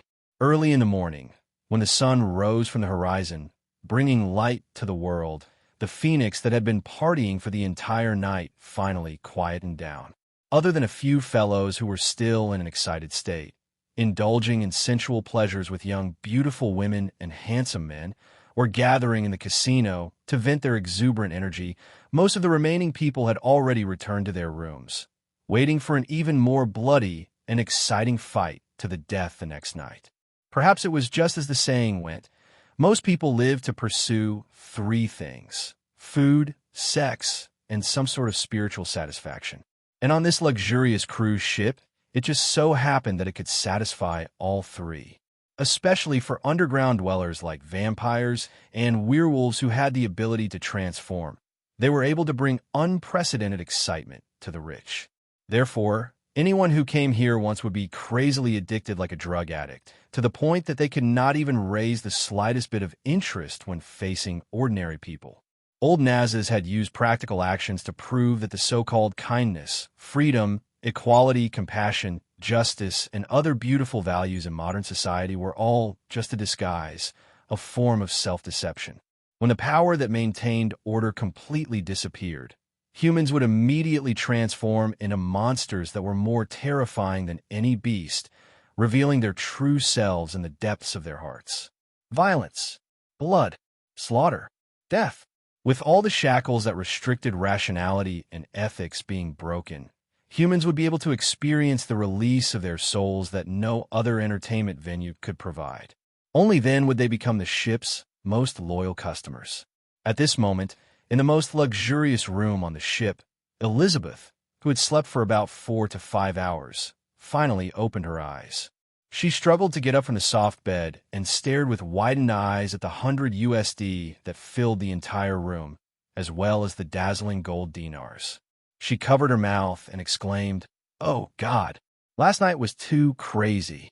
I can't believe that I actually did something so outrageous." Obviously, with the help of alcohol, she had splashed all the money she had won everywhere. Then, on the lush green USD and gold, she engaged in an intense brawl with her man, releasing all the desires that she had suppressed for the past few months. Some of the unlocked positions were extremely difficult and shameful. Even now, she couldn't help but blush when she recalled them. Just when the girl was trying to find one or two relatively intact clothes from the pile of clothes that were almost torn into rags, the closed door was kicked open with a bang. Then, Aisha walked in from the outside. With 2 dark circles under her eyes, she cursed, "Sage asterisk T. You damn little bitch, I couldn't sleep well last night. Did I cause you to not sleep well?" Elizabeth pointed at her nose and blinked innocently. "That's right. Last night, the 2 of you spent more than 2 hours doing it. And you didn't even close the window." Aisha grumbled. "What? Damn it." Elizabeth quickly turned around and glanced to the right. Sure enough, she found a window that wasn't closed properly. She immediately revealed a shy expression. Even though young girls in big cities in America were known for being avant-garde and open, she still couldn't help but feel shocked and embarrassed. After all, for such an embarrassing thing, it was one thing to be accidentally heard by a stranger, but it was another thing to be heard by her closest sister. The former would be embarrassed for a while at most, but it would be over soon. The latter would probably become a dark history that would be remembered for a lifetime. Now you know how to be embarrassed? Aisha raised the corner of her mouth and revealed a mischievous smile. "Okay, I admit defeat this time. As compensation, I'll help you get a handsome guy tonight. How about that?" Elizabeth's eyes turned, and she immediately chose to admit defeat and proposed a deal. No, 1 isn't enough. I want 2. Aisha licked her lips with a thirsty look. 2. Elizabeth opened her mouth in shock. "God, when did you become so slutty? Isn't it because of you, too? Let me tell you, I'm like a flood right now. I need something that's both intense and exciting." Speaking of this, Aisha glanced at the messy room and asked in an uncertain tone, "Oh yeah, where did Jean go? Why didn't I see him?" "I don't know. He always appears and disappears like a ghost. Even I don't know when he will suddenly disappear and when he will suddenly appear." Elizabeth shrugged helplessly. "Well, you have to understand that a man like him is inevitably busy. But we can find something ourselves." Before Aisha could finish her words, the temperature in the room suddenly began to drop. Then, a teleportation door opened out of thin air. Zhang Cheng stepped over the door with an expressionless face and walked out. Unlike usual, he was now emitting an indescribable strong sense of oppression. It was as if everything around him, including the air, was slowly aging, decaying, and finally entering death. Nothing could escape from it. In just a few seconds, the 2 girls in the room couldn't help but start to tremble. It was as if there was a force in their subconscious that kept urging them to run away, or else they would die. "Oh, I'm sorry." Zhang Cheng was undoubtedly aware of the terrifying power that he unconsciously released and quickly tried to control it. After a while, the terrifying aura disappeared. Other than the place where he stepped on, there was no longer any abnormality. "Dear, what happened just now? You seem a little strange." The naked Elizabeth hurriedly used the blanket to cover herself. Her eyes were filled with fear. "Don't worry, it's just a small problem. I've already solved it."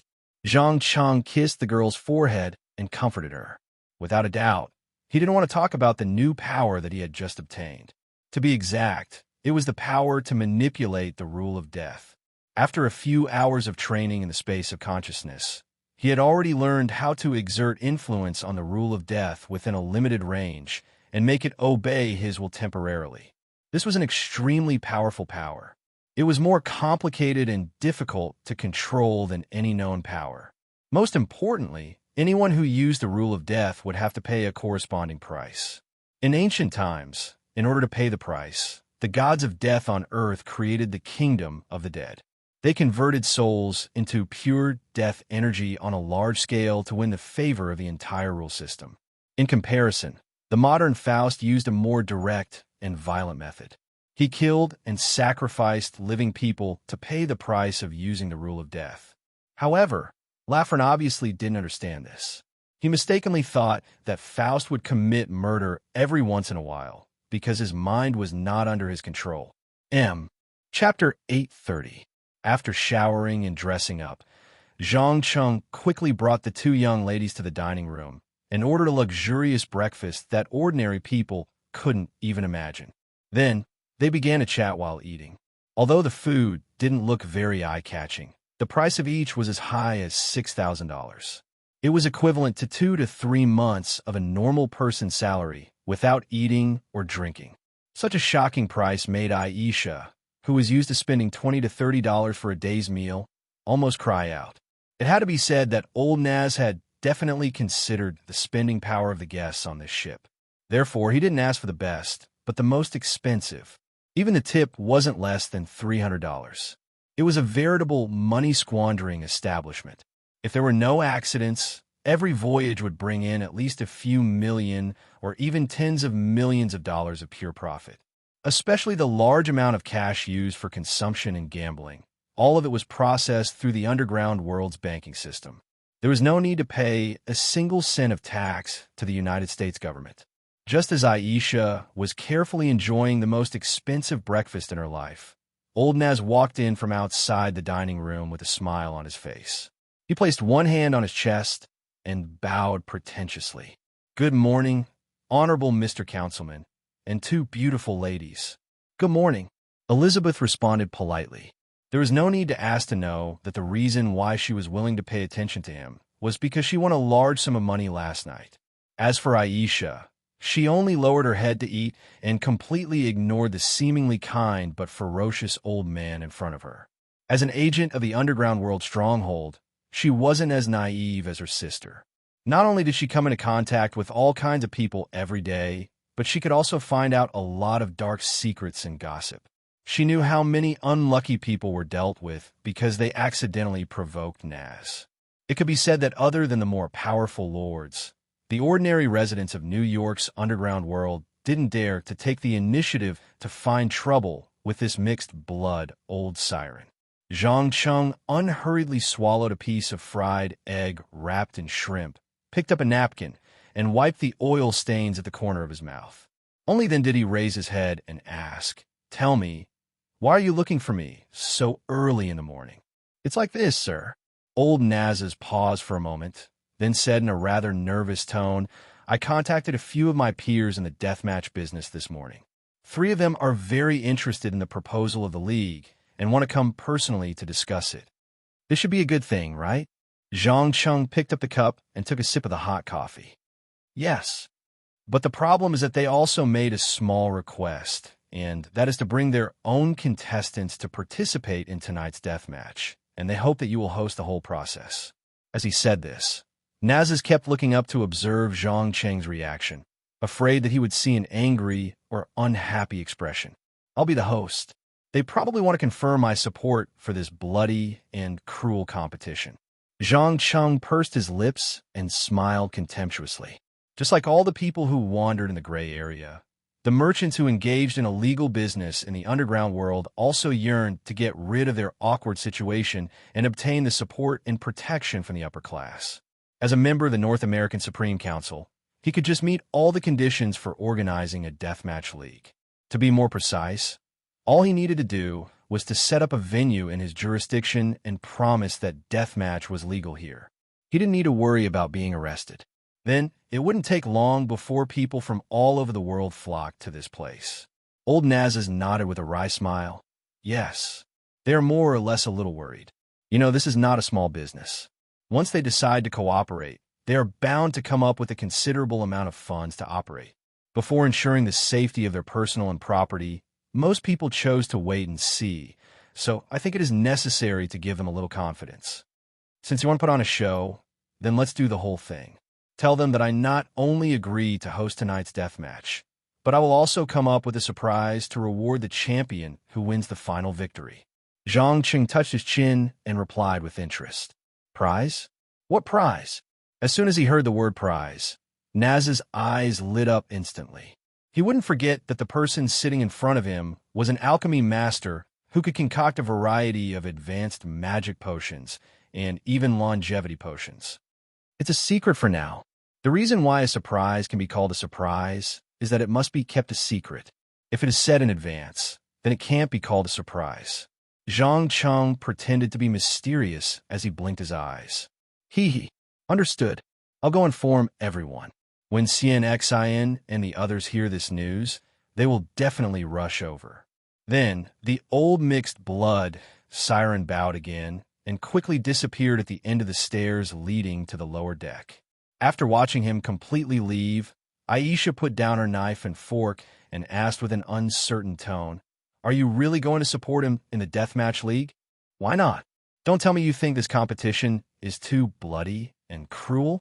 Zhang Cheng shrugged nonchalantly. No, that's not what I mean. I just think that this old guy is too cunning and not trustworthy. As far as I know, the reason why he is where he is today is all because of schemes, deceit, and betrayal. Almost all of his partners either mysteriously disappeared or were eliminated. Aisha took a deep breath and took the initiative to speak out her worries. You seem to have misunderstood something. Zhang Cheng shook his head playfully. In fact, in this cooperation, Naz's is the weak one. He is the one who needs to worry about being kicked out. And I am like a giant that he can never defeat. The only thing he can do is to kneel on the ground and pray that I won't suddenly swallow the fruits of his hard work. I don't understand. Aisha subconsciously frowned.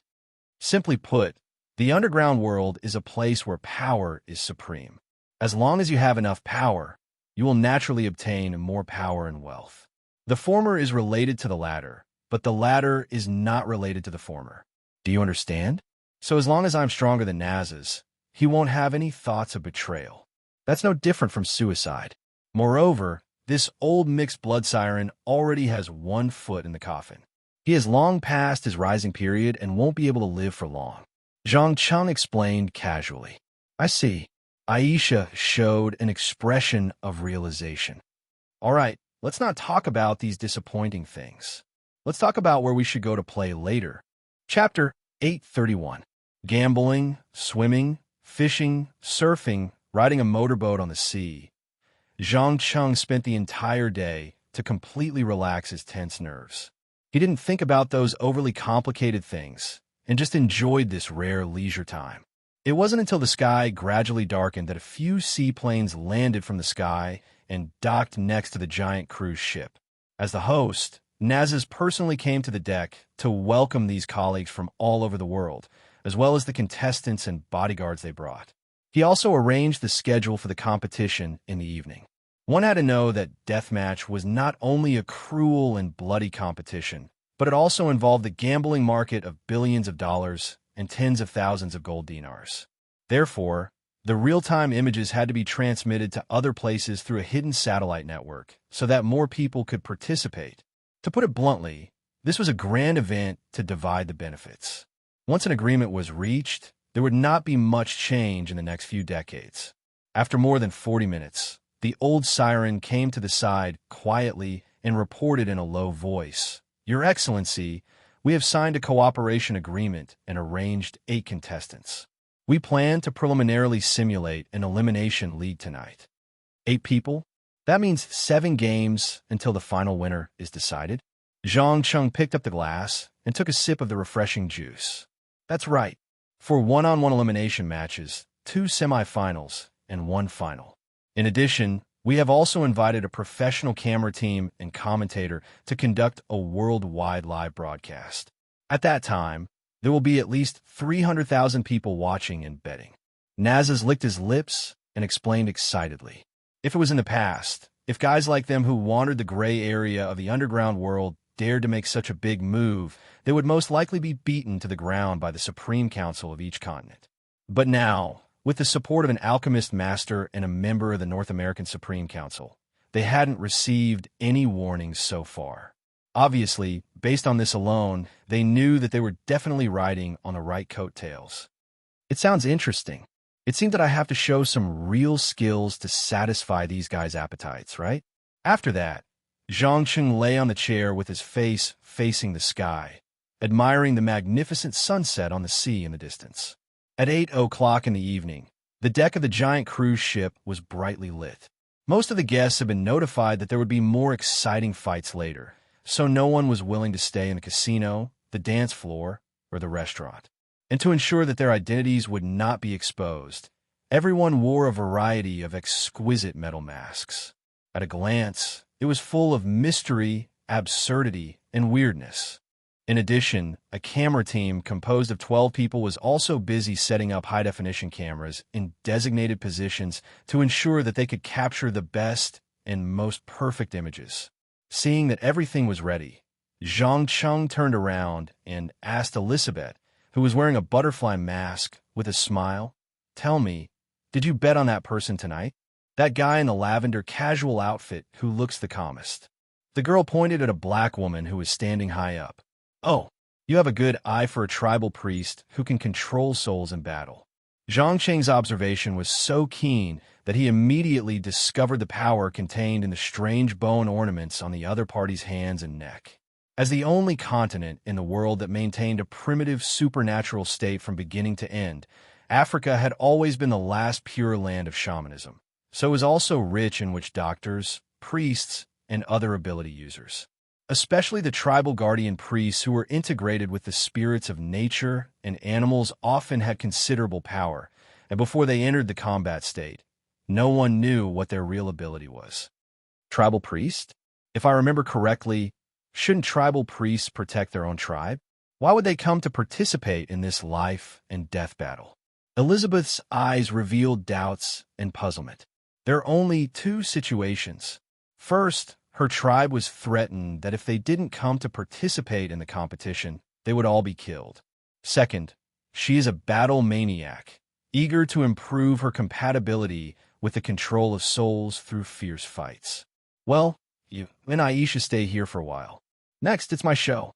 As soon as he finished speaking, Zhang raised his hand and gently wiped his face, and a mask that resembled Mars, the god of war in the ancient Roman temple, or Ares, the god of war in Greek mythology, instantly covered his face.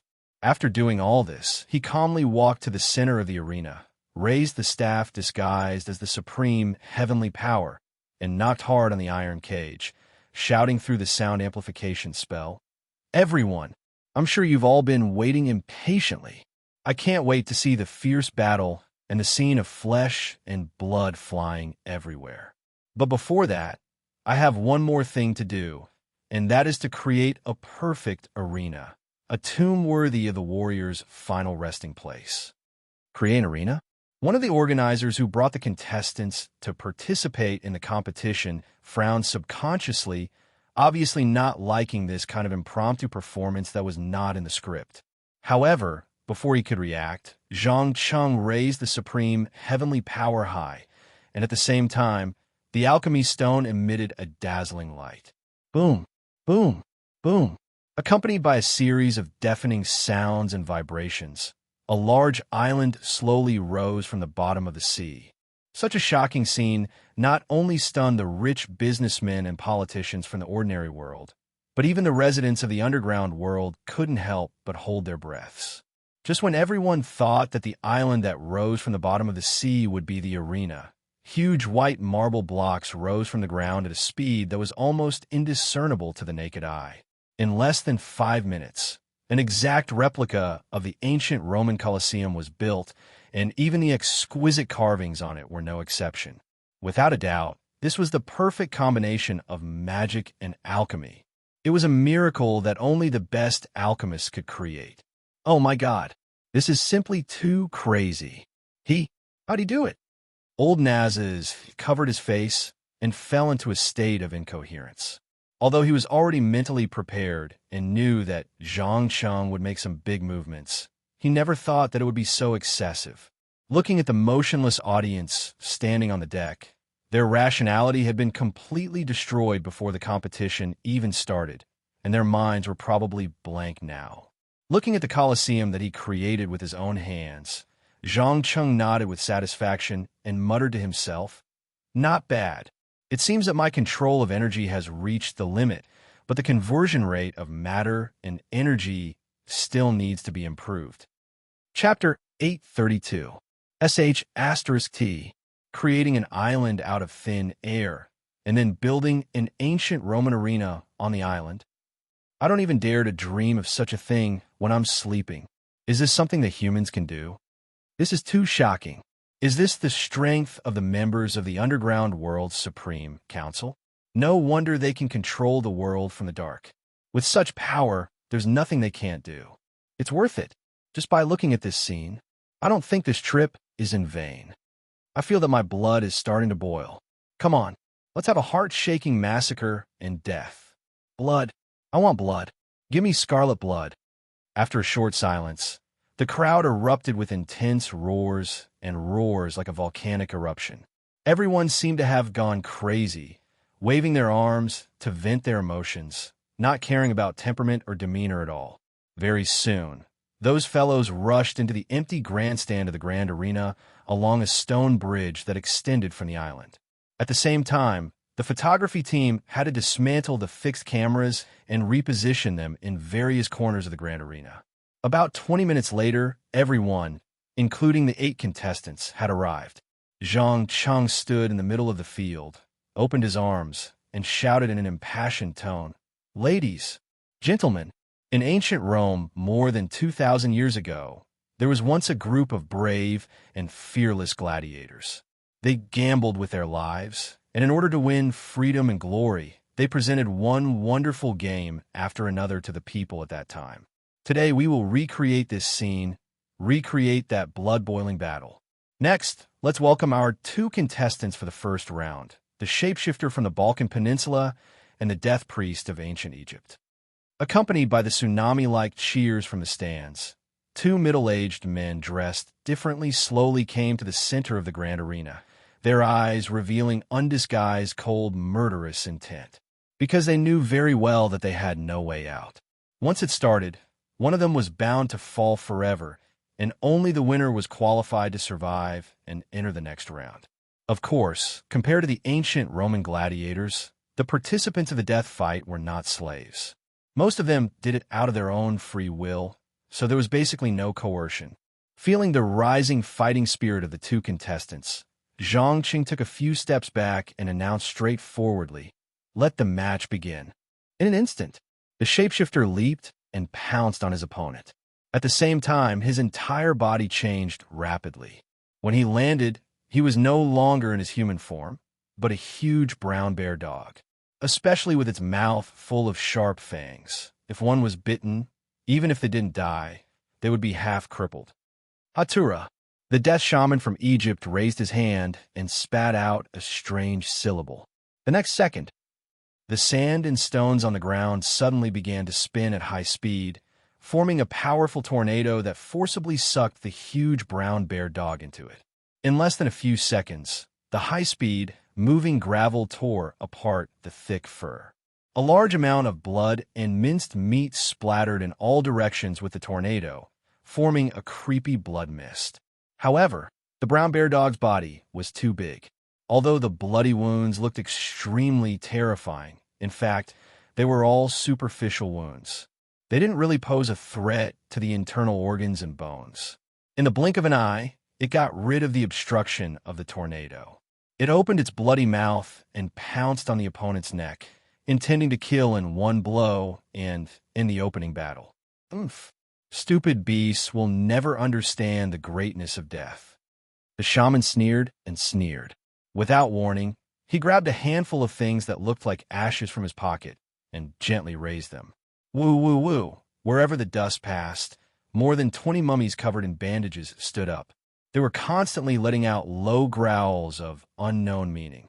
The pitiful shapeshifter didn't even have time to react before he was pinned to the ground by the group of mummies. No matter how hard he struggled, it was useless. He could only watch as the bandages with a strange smell wrapped around him tighter and tighter. In the end, he was strangled to death. Just when the audience thought that the first battle had come to an end, the shaman calmly walked up to his opponent, who was already dead. He took out a strange-looking dagger and cut open his opponent's stomach bit by bit. Then he took out the bloody innards and displayed the entire process of making a mummy on the spot. Bloody, cruel, Tycoon has no compassion. When he turned to leave, the brown bear dog wrapped in bandages stood up and followed behind like a real dog. Damn it, he made my people into living corpses. A organizer suddenly stood up from his seat, his eyes bursting with anger. After all, killing the opponent was one thing, and not letting go of the corpse was another. Calm down, my friend. You should understand that these contestants always have all kinds of motives. As long as they can satisfy the audience's thirst for blood and slaughter, they are free to do whatever they want in the competition. Old Nazas raised his glass filled with red wine and consoled him meaningfully. Zhang Cheng, who had just announced the start of the second round, instantly cast a teleportation spell to the stands. He nodded approvingly. That's right. Not only should we not restrict the contestants' performance in the competition, we should even encourage those who can bring more blood and excitement. You must know that this is the only way to attract more people to participate and make it the most influential competition in the underground world. Look at the enthusiastic reaction of the audience. You will know how much people love this scene in their hearts. If one looked carefully, they would notice that there was a black pattern on the back of his right hand, as if it was alive. Obviously, this wasn't an ordinary magic tattoo or anything else. It was a symbol that would only appear when a sacrifice was made to the law of death. Different from Faust's method of paying the price, Zhang Cheng didn't intend to find a densely populated area to create a massacre every once in a while. Instead, he chose to use the high-quality souls produced by the life and death battles to win the favor of the law of death. According to the different mental states, when one was alive, the quality of the soul was also divided into various grades and grades. The highest grade was undoubtedly those who had a firm will. No matter what kind of pain and setbacks they suffered, they wouldn't change their way of thinking. Society usually called these people heroes or great people. They belonged to the category that could only be encountered and not sought. In comparison, the second grade referred to those who were fearless in the face of death and dared to perish together with their opponents, or those who were brave enough to die. The contestants of the life and death battle clearly belonged to the second category. They were the most ideal sacrifices for death. Chapter 833. As the brave and fearless contestants fell into a pool of blood one after another, Zhang Cheng could even clearly feel the power of death gathering around his body, exuding a feeling of joy. Of course, that was just a metaphor and description. The rule of death did not have any emotions. It was more like an objective law that was often mentioned in books. It existed since the birth of the world and even the entire universe, and it ensured that everything would eventually return to eternal death. However, by using some loopholes, Zhang Cheng paid the price by sacrificing his soul to make the rule of death favor him more, making it obey his will within a certain range. Looking at the black line on his arm getting deeper and clearer, a strange look flashed in his eyes. Just as he was about to try to control and use this power, Nazas, who was sitting next to him, suddenly leaned his head over and said excitedly, "Your Excellency, I just received exciting news. Take a guess. How many people are watching our live broadcast? And how many people have placed bets?" "How many?" Zhang Cheng asked casually. 500,000 people. 500,000 people watched tonight's competition through the live stream. According to the feedback from the live stream, everyone seemed to have gone crazy, immersed in the bloody battle and unable to extricate themselves. The total amount of bets is as high as 54,000 gold dinars and more than $3 billion US. There is no doubt that we have achieved unprecedented success. The old siren answered excitedly. There was no way he could not be excited. This was almost 15 to 20 times the profit of his previous voyages, not to mention the potential influence and real power that he had obtained with the expansion of his scale. Oh, that sounds pretty good. Looks like I need to add fuel to the fire and make the finals even more attractive. Don't you think so? Zhang Cheng subconsciously glanced at the center of the grand arena. The second semi-final that was extremely intense a few minutes ago had come to an end. The winner was none other than the black woman that Elizabeth had bet on earlier. With the cooperation of multiple animals and nature spirits, she defeated her opponent at the cost of minor injuries. At the moment, she was carefully healing her injuries and taking the time to rest as much as possible to recover her strength for the final match.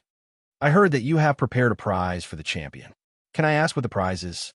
Another flirtatious woman revealed a curious look. Of course. Who could refuse such a beautiful young lady as you? Zhang Cheng stared meaningfully at her alluring red lips. To be precise, he stared at the sharp teeth hidden under her red lips. He calmly took out a small bottle of specially modified evolving potion.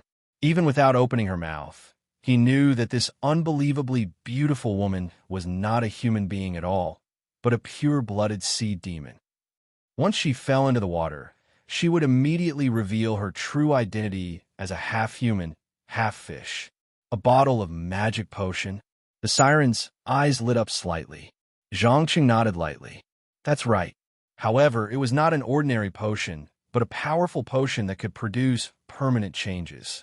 As for the effect, you'll see it with your own eyes in a little while.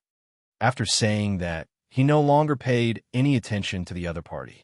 He raised his hand and snapped his fingers, teleporting directly to the center of the grand arena.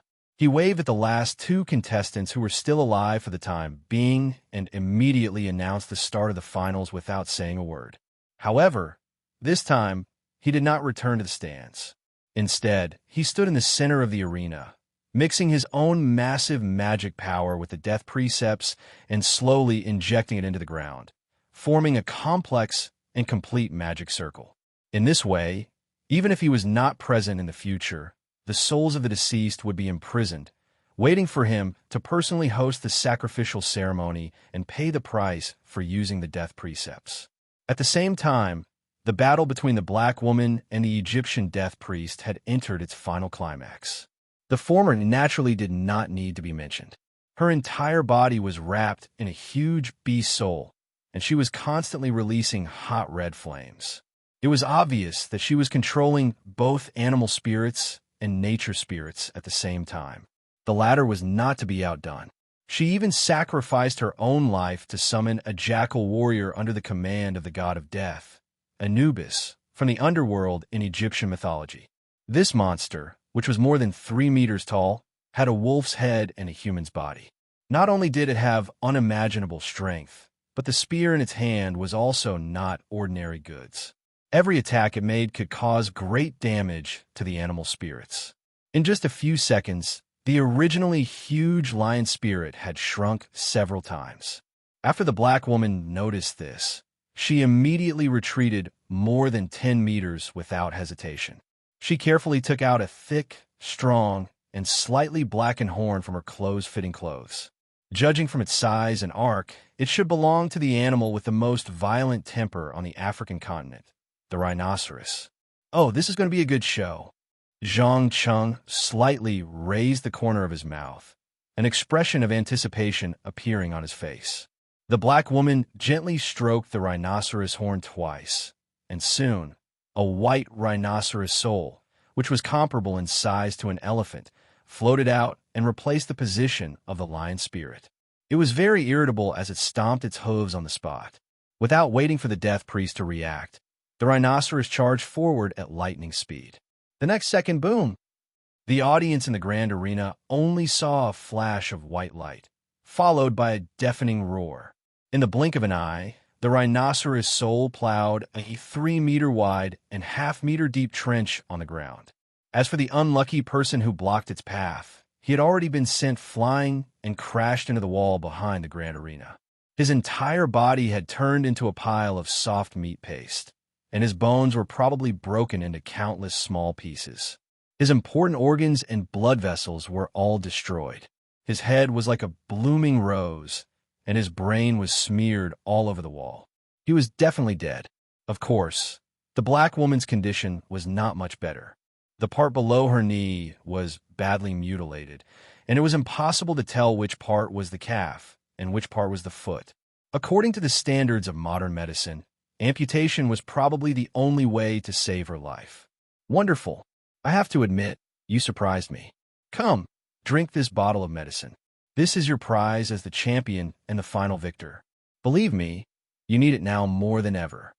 While the audience was attracted by the shocking battle a few seconds ago, before they could stand up and cheer loudly, Zhang Cheng took the lead to step in front of the black woman and handed her the evolution medicine that he had personally adjusted.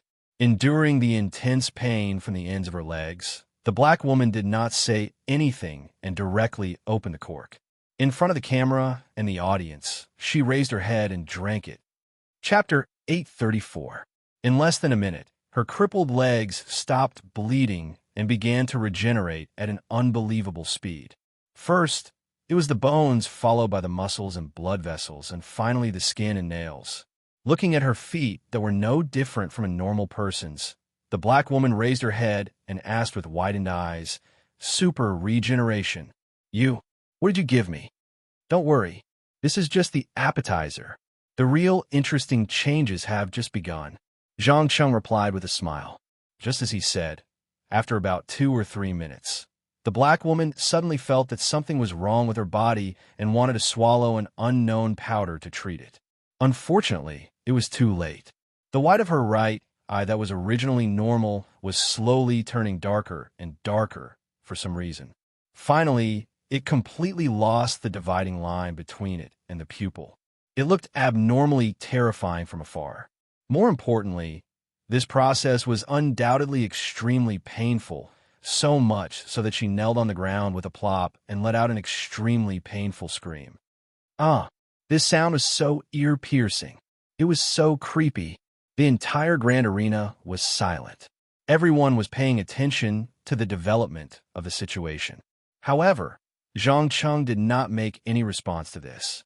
He still stood in the same place without moving, as if he was patiently waiting for something. 1 minute, 2 minutes, 5 minutes, 10 minutes. Just when everyone thought that this was just a simple form of abuse and torture, the black woman's horrifying screams suddenly stopped. Her completely black eye also emitted a strange light. She struggled to get up from the ground and directly summoned the spirit of the lion and the spirit of the flame. Unlike before when she only wrapped herself up, this time her body completely disappeared. To be exact, she merged with her soul and elements and transformed into a flaming lion. Regardless of whether it was her strength or the extent of her soul, they were all increased by several times. One must know that the guardian priests of the primitive tribes in Africa pursued to merge with animals and the spirits of nature. They even allowed their souls to sublimate after death and successfully merge with the tribe's totem. However, now, after drinking a bottle of magic medicine, she did all of this. For a moment, he was so agitated that he could not control himself. He ran around the grand arena like a madman, venting the emotions in his heart. After a full 3 to 4 minutes, the black woman dispelled her transformation. She spread out her hands and knelt on the ground, bowing with an incomparably sincere attitude. "Praise be to you, Your Excellency. Your generosity is comparable to the gifts of nature, and your help is more precious than gold and gems. Don't mention it. Like I said, this is a gift for the winner, a prize you deserve. All right, now stand up and accept the cheers of the audience. Let's put a perfect end to tonight's exciting match." As he spoke, Zhang Cheng reached out and pulled him up, then turned around and waved to the audience. Not long after, the crowd in the stands began to become lively. All kinds of confetti and ribbons danced in the air. Anyone who was not blind would be able to tell that the black woman who won the final battle was not tortured. Instead, she had benefited greatly from the potion. Taking advantage of everyone's excitement, Zhang Cheng cast a sound amplification spell on himself, raised his right hand, and announced loudly, "Ladies, gentlemen, I promise, from today onwards, Every champion who wins the final battle of the league will receive a reward of 100 million US dollars and 100,000 gold dinars provided by me. In addition, you will also get a chance to customize a potion for free. Whether it's a life-prolonging potion that can prolong one's life, a healing potion that can cure all injuries, diseases, and curses, or a potion that can permanently increase one's ability, there are no problems. Reputation, wealth, strength, everything you desire can be obtained here. What are you waiting for? Come and join the fight of death. This is the trial field for the brave. Use the blood and death of the enemy to forge the path to success. As this enticing sentence was transmitted to the 7 continents through satellite signals, the entire underground world was boiling. Although Zhang Cheng had been wearing a mask, his identity was not a secret to those who had a little bit of strength. A member of the North American Supreme Council, the youngest master alchemist in human history. Moreover, he had the ability to formulate dozens of exclusive high-level potions, as well as life-prolonging potions that had no side effects and could be taken continuously. Any one of these was enough to make people go crazy, not to mention the combination of all 3. There were even many powerful old fellows who planned to send their most capable subordinates to personally make a trip for no other reason than to live for another 10 or 20 years. What they didn't know was that all of this was actually a bait to sacrifice more souls of higher quality. Seeing as he had achieved his goal, Zhang Cheng raised his paramount heavenly god power and gently jabbed it into the ground. This was to enhance this island with a large-scale illusion technique so that passing ships wouldn't accidentally discover it, or if those annoying spies in the sky were to accidentally film it. After doing all this, he returned to Elizabeth's side, took off his mask, and teased in a half-joking tone. "Darling, looks like you're rich. Tell me, how much did you bet?" "4 million. I bet a total of 4 million US dollars and 9,000 gold dinars. According to the odds of 1, 2, 5, I've earned a total of 10 million US dollars, plus 20,000 gold dinars." The girl danced and took the initiative to give him a passionate kiss. Perhaps because she was too excited, her face was red, and her whole body was trembling uncontrollably. Zhang Cheng hugged his girlfriend as he turned to ask Aisha, who was also excited, "What about you?" "Huh, compared to Elizabeth, what I earned is really nothing. Only about 200,000 US dollars. If nothing goes wrong, I plan to buy an apartment when I go back and buy a new car while I'm at it." Aisha kept licking her lips as she spoke of her endless imagination for the future. Perhaps in the eyes of the rich, 200,000 US dollars was not enough for a night of revelry. But for most ordinary Americans, it was a huge sum of money, enough to bring about earth-shattering changes to their ordinary lives. "That's right. We discussed it. Let's buy a super cool Harley motorcycle together. Then we'll travel around America. What do you think? Isn't this a great idea?" Elizabeth asked with her eyes shining. "Travel around America on a Harley motorcycle? That's not a bad idea. Count me in." Zhang Cheng didn't know whether to laugh or cry as he nodded. Although he still couldn't understand why people would like to ride a motorcycle, which was neither safe nor noisy, it didn't stop him from joining in and killing time. After all, there was still a long time before hell fully opened, and the location of the second seal was still uncertain, so it was not a bad thing to go out and relax. Chapter 835. There was no doubt that accompanying Elizabeth and Aisha around the UA on a Harley-Davidson motorbike was probably the most inexplicable and meaningless decision Zhang Cheng had made since he came to this world. But for some reason, not only did he not feel bored, but he was also looking forward to it. Just as he came to the store and began to choose his ride, in Baghdad, the capital of Iraq, an elite team of 6 people was quickly shuttling through empty alleys. The leader was none other than Yelena, who had the appearance and body of a 13-year-old lowly. She and her men were carefully observing the surrounding environment. Once a UA patrol team passed by, they would immediately hide and patiently wait for the patrol team to completely leave before leaving their hiding place to continue moving forward. Since the Saddam regime was completely destroyed, the UA and its allies had completely controlled the city. coupled with mercenaries from all over the world who came for money. The entire Baghdad had almost become a paradise for adventurers. Especially the famous poker card wanted list. It was like a piece of rotten meat that attracted vultures and hyenas. Although most of the people on the wanted list had been caught so far, democracy and freedom had not yet arrived. Instead, arms dealers and intelligence dealers were flourishing. Almost every once in a while, gunshots could be heard from afar. The killing never stopped for a moment. The air was filled with the smell of death and gunpowder. Of course, for Yelena, who had received professional training, this was the most ideal workplace for intelligence personnel. Because of the extreme instability of society, the ambition, desire, and uneasiness in people's hearts rapidly expanded.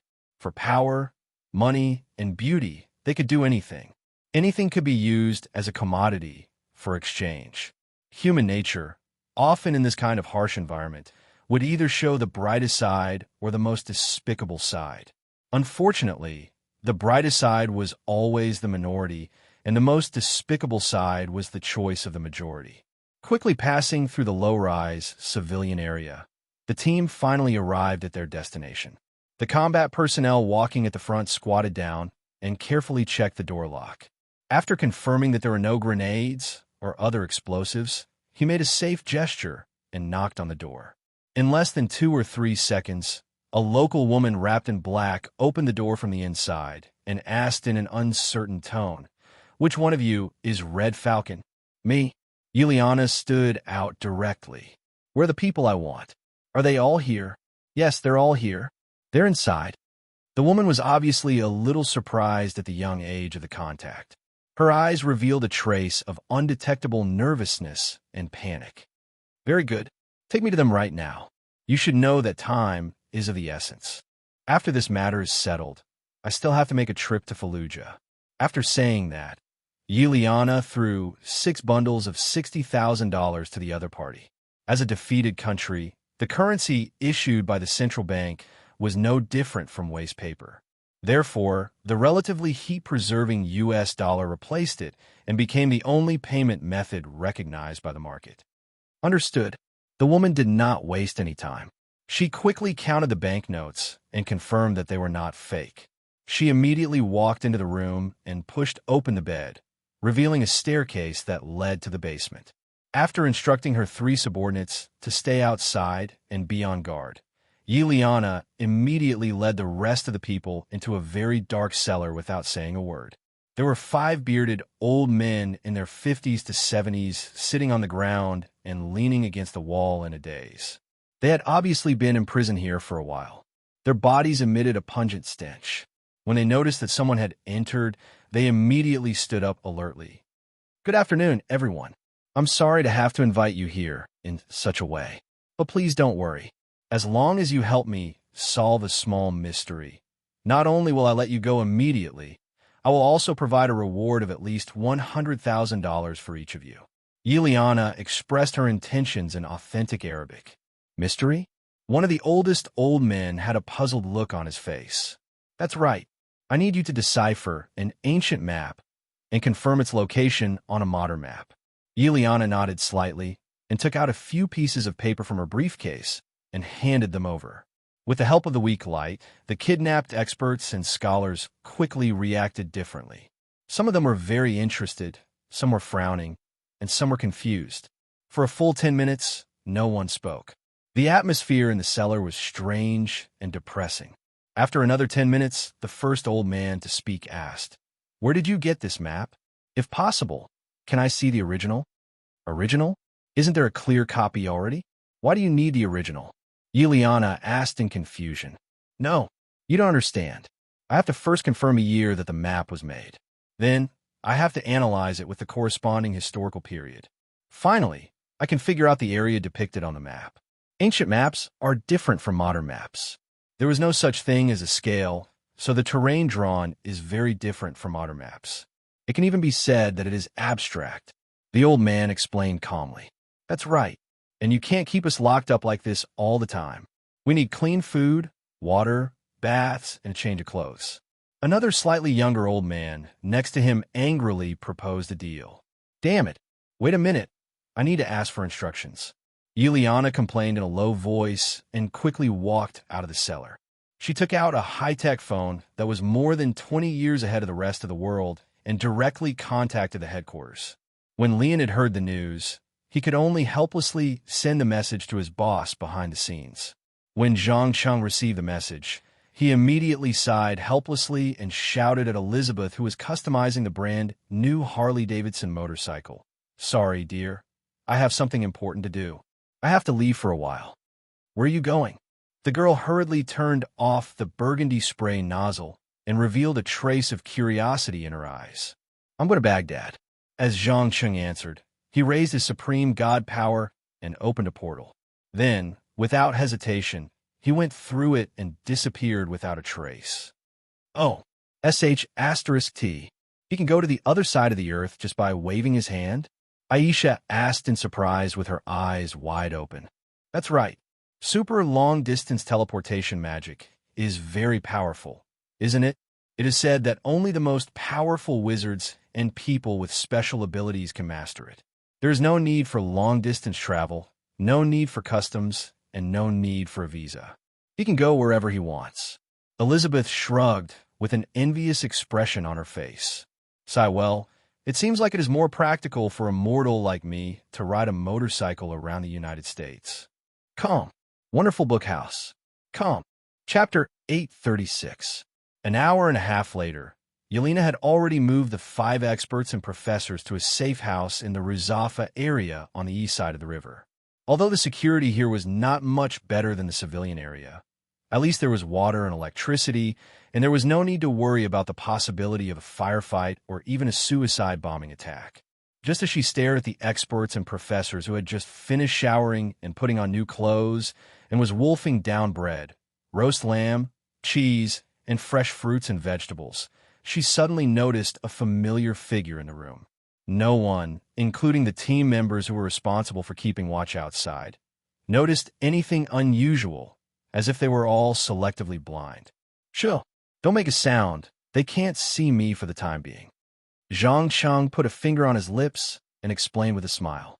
"This is magic." Yelena's tone was full of uncertainty. Although she was now a person who had mastered supernatural powers, she didn't have much practical experience, let alone the extremely complicated theoretical knowledge. Zhang Cheng nodded gently. "That's right. It's an interesting magic that can make all ordinary people ignore themselves. If it's around a building, it can stop all intruders who don't have magic power from approaching. I just learned it recently, and the effect is very good, isn't it? It's really incredible." Yelena subconsciously glanced at the experts and professors who were still eating, as well as the combat team inside and outside the house. The former was just a group of old men, so it was understandable that they lacked vigilance, but the latter were elites who had undergone strict training. Even the slightest abnormality would attract their attention, so it wasn't that the combat team was too incompetent, but that the effect of the magic was too amazing. "Tell me, during the time I was away, did Leonid do anything in private?" Zhang Cheng sat on the opposite side of the sofa and looked into the eyes of the fake lowly. Yelena hesitated for a moment, then immediately shook her head. "No, he just secretly transferred $200,000 to his daughter's account through an old friend in 30 times. Other than that, he didn't do anything in private." $200,000? 30 times? He is really cautious. Zhang Cheng showed a surprised expression. It must be noted that Leonid's current capital flow was not only the initial investment, but also the global arms smuggling business, the trafficking of contraband, as well as the operation of hotels, nightclubs, and other entertainment venues. Normally, as long as he slightly changed the accounts, not to mention $200,000, even $2 million or $20 million could be quietly made. No, this is not being cautious, but he doesn't want his family to know that he is still alive. It's a disguised form of protection. Also, I'm afraid you still don't know how bad the economic conditions of the former Soviet Union's member countries are after the dissolution of the Soviet Union.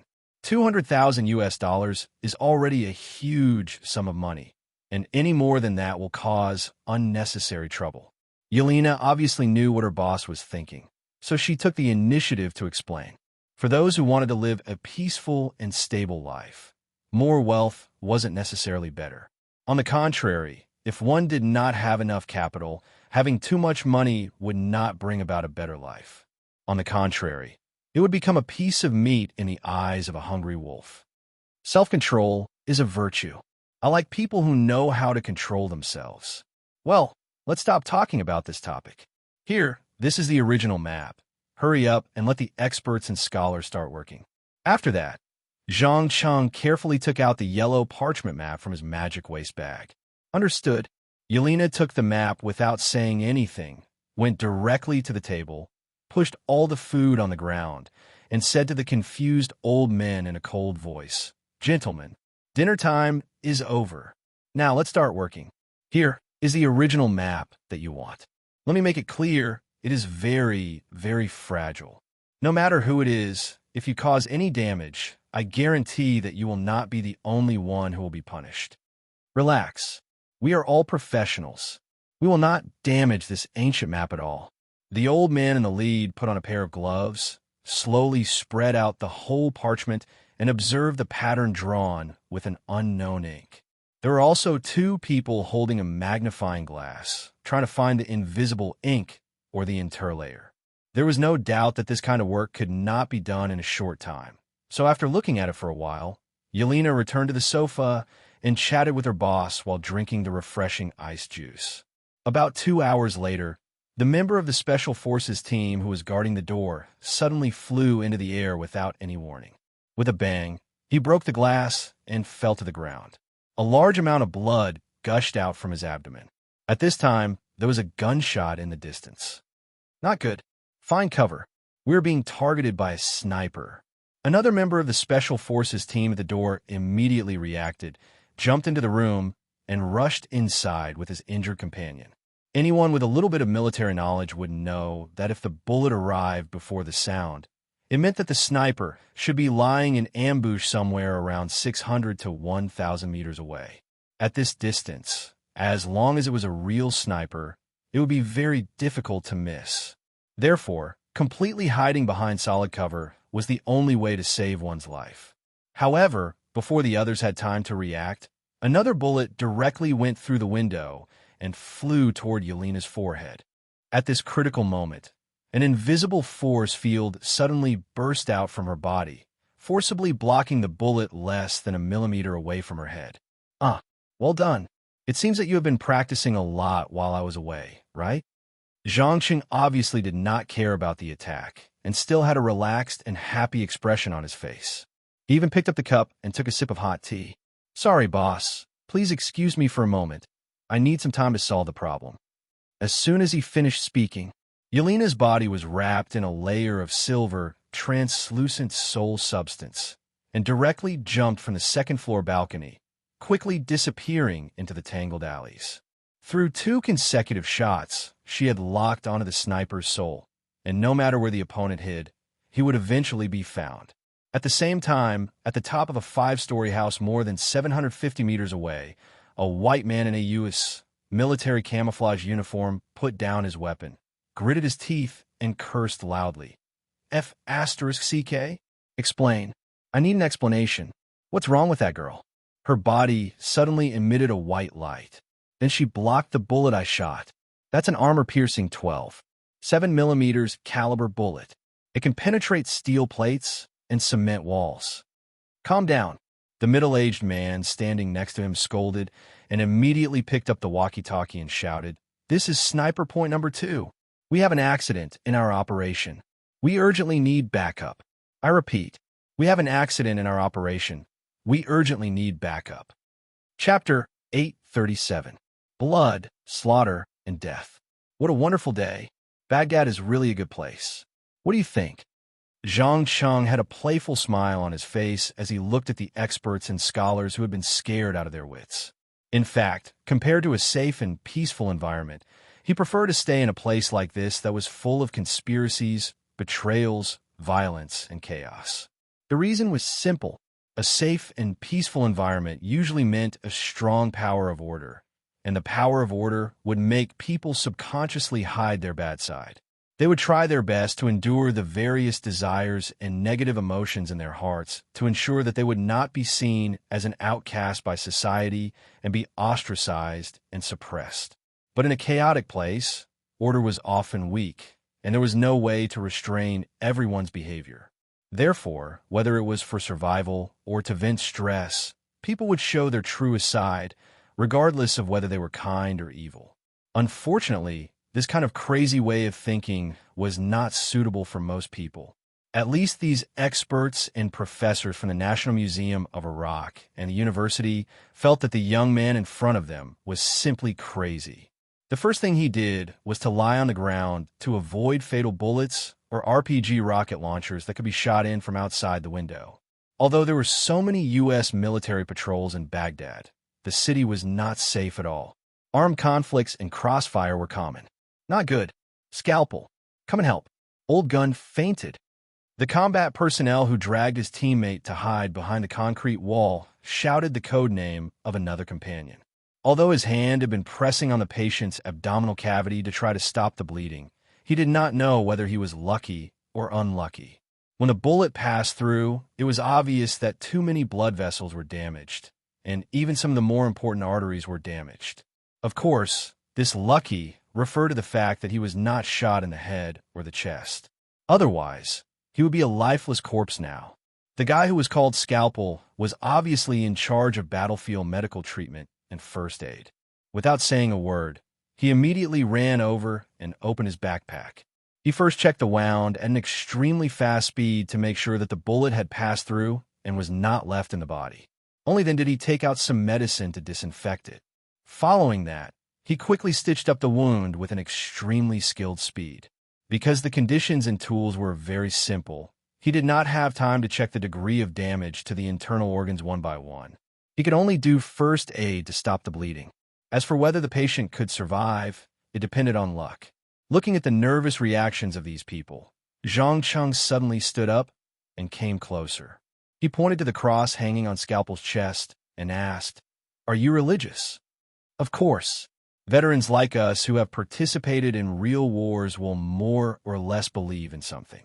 Regardless of whether it's true or not, at least it can relieve some mental pressure. The man who looked a bit like a Latino nodded with a wry smile. That sounds interesting. If I can save this seriously injured person now, are you willing to give me your faith? Zhang Cheng stroked his chin and continued to ask with great interest. Needless to say, he must have had some new inspiration and wanted to put it into practice. Save? Scalpel frowned subconsciously. Obviously, he did not understand the specific meaning of this word. That's right. I can use a certain method to immediately restore him to full health and allow him to enter battle without any injuries. But the price is that you have to worship me like a god. Zhang Cheng explained calmly. Oh, damn it. Are you mentally ill, or do you believe in some cult? Another guy could not help but interject. Obviously, these soldiers were not directly under the Pacific base, but a temporary combat team formed in Iraq. Therefore, they did not know the true identity of Zhang Cheng. They only thought that he might be like them, hired by the organization to carry out some special mission. Shut up. Scalpel scolded his companion. He raised his head and stared at Zhang Heng with his two brown eyes. After a full minute, he said solemnly, "If you can really make Old Gun stand up again without any injuries, I promise I will worship you like a god." Very good. Don't blink, a miracle is about to happen. As soon as he finished speaking, Zhang Cheng's finger suddenly released a golden light that stopped above the abdominal cavity full of blood. In the blink of an eye, the single hole that was just sutured healed at a speed visible to the naked eye. In the end, only an ugly suture line embedded in the flesh was left. When everyone saw this scene, their pupils could not help but suddenly shrink. The expression on their faces was as if they had seen a ghost. Gulp. With the sound of swallowing, the guy who said that Zhang Cheng was mentally ill asked carefully, "How did you do it?" "Sorry, this is a secret. You are not qualified to know." Zhang Cheng glanced at the other party meaningfully, then said to Scalpel, "So, can you start to fulfill your promise?" Phew. Scalpel closed his eyes and took a deep breath. In an instant, a line that was invisible to the naked eye connected his spiritual world with Zhang Cheng. At the same time, it continuously provided a heterogeneous energy called the energy of faith. Through this thin line, Zhang Cheng could easily enter the other party's mind and transmit some information to him. At the same time, he could understand the contents and emotions of the brain at this moment. With the connection of faith, the divinity in his body that had been sleeping most of the time seemed to have suddenly been activated. It continuously transformed the power of faith into divine power. However, that wasn't the most important thing. The most important thing was that the man with the codename Scalpel didn't treat him as a true and unique guardian angel. Instead, he treated him as a spiritual sustenance and a form of worship for supernatural powers. Through this test, Zhang Cheng finally understood that the so-called faith was not as pious and single-minded as he had imagined before. On the contrary, this was just a means used by the gods to deceive mortals. As long as the two maintained a spiritual connection, then the emotional fluctuations produced by mortals in their daily lives would generate magical energy through the soul and be continuously supplied to the gods. This could also explain why, in the early history of this magical earth, whether it was the ancient Greek gods or the Norse gods, they did not care whether the mortals served them devoutly or not. Instead, they allowed them to pray to the corresponding gods when they needed. In addition, absorbing too much of this energy of faith was not a good thing. Because it came from the complex thoughts and emotions of mortals, it was inevitable that they would hear or feel it in the process of absorbing and transforming it. Over time, they would be affected sooner or later and even do some extremely crazy things. If one were to flip through myths and stories from all over the world, it would not be difficult to find all kinds of absurd actions done by the gods. Chapter 838.